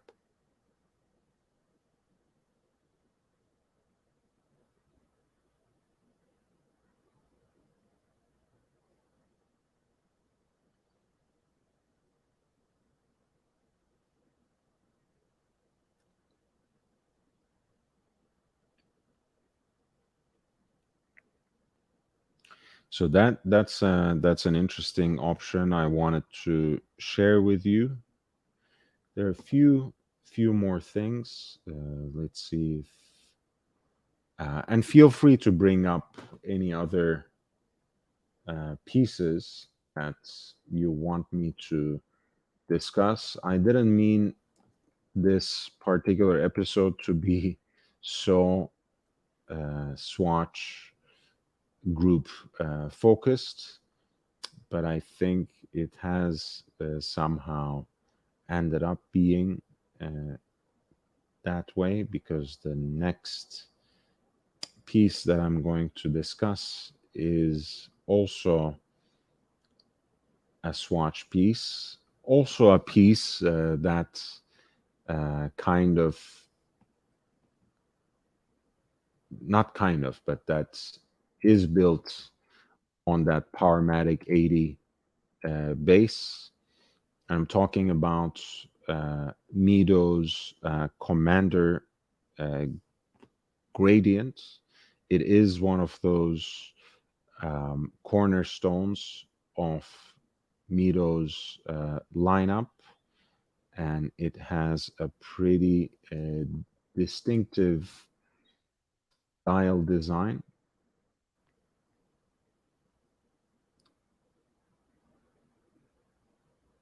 That is complemented by a denim styled strap with contrast stitching.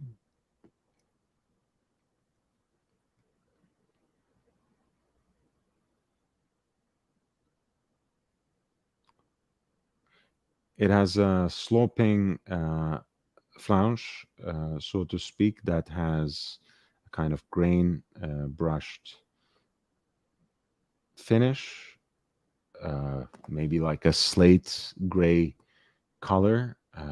The minute track in white.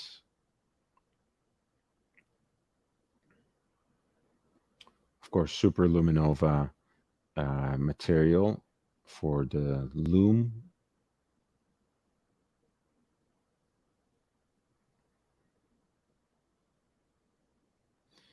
And the dial itself is acrylic with a gradient blue tint to it, which leaves a kind of transparent center.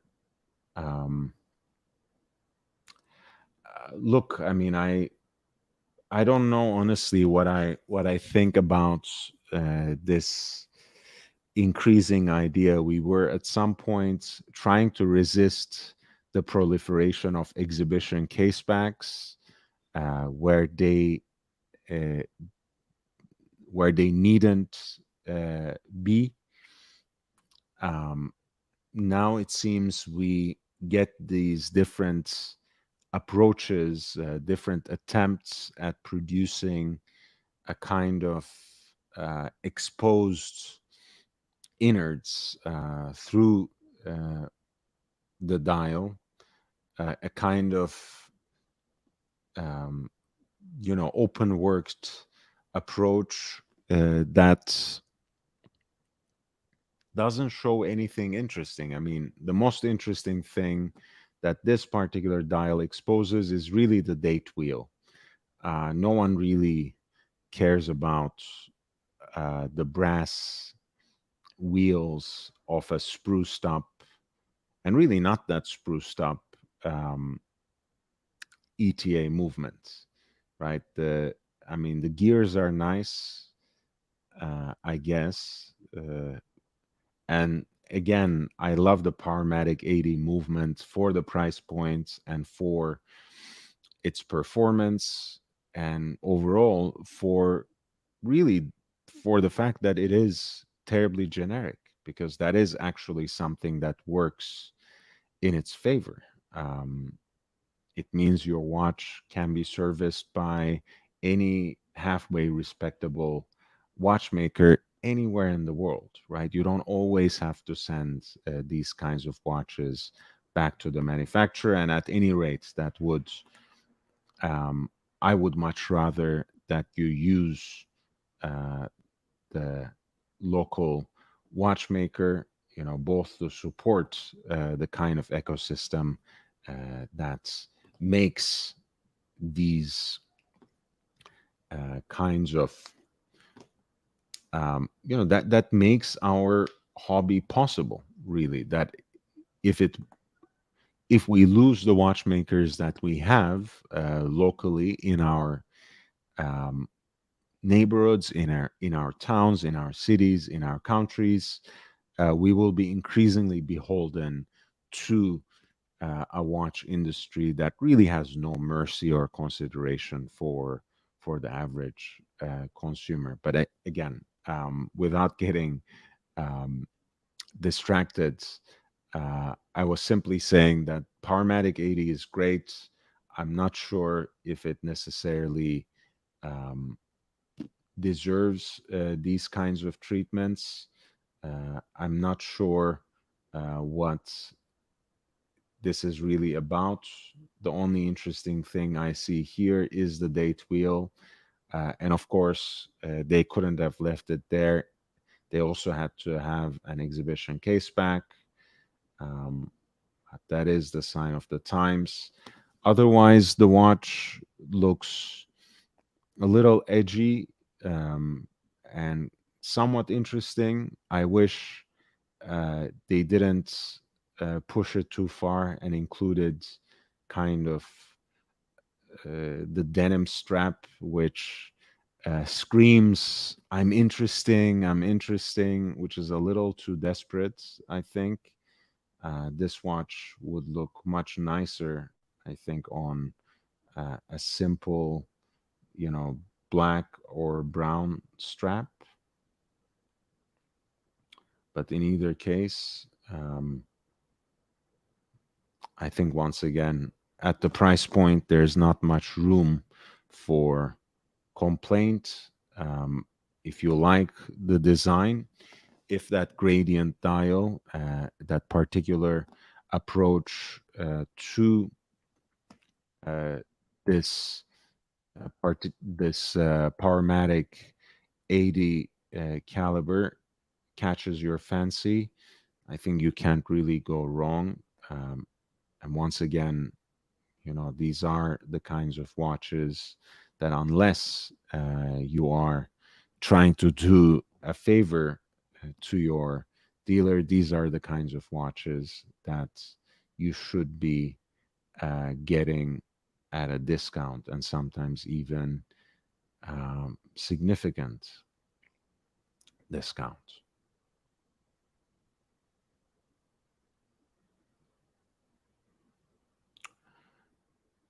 Okay, I think this is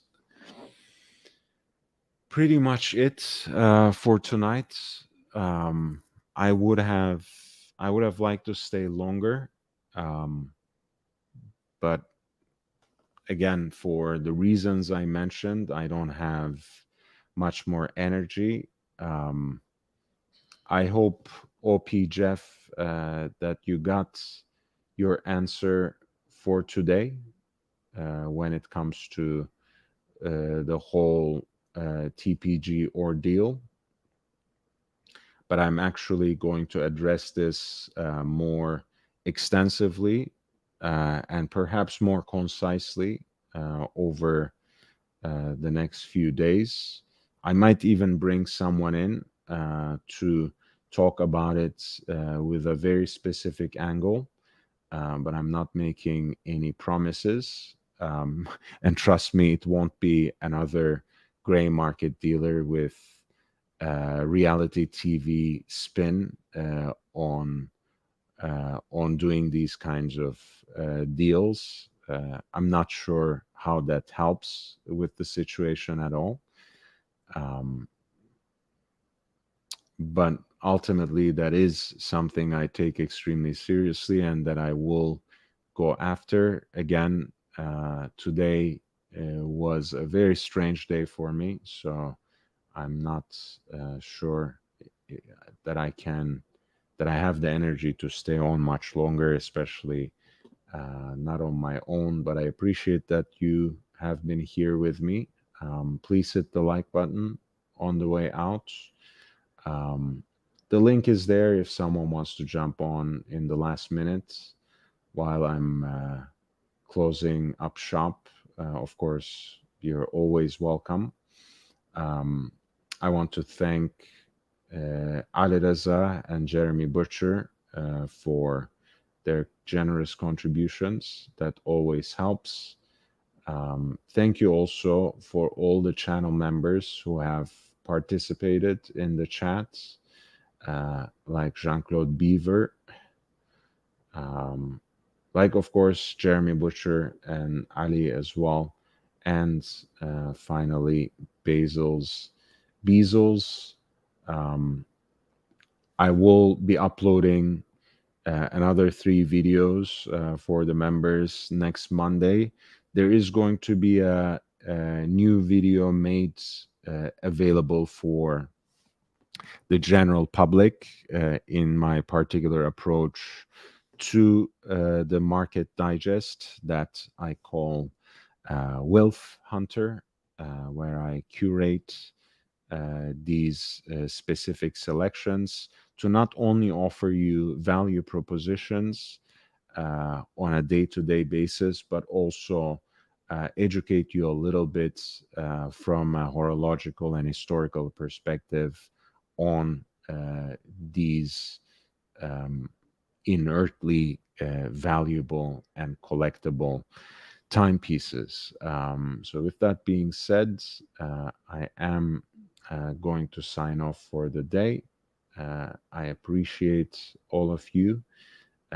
Ali, I know you can't really hear me, but I will get back to you with an answer to your question earlier.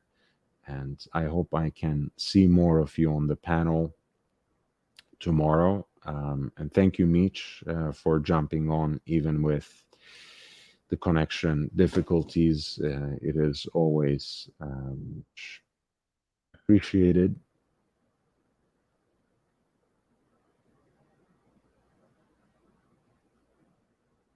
All right.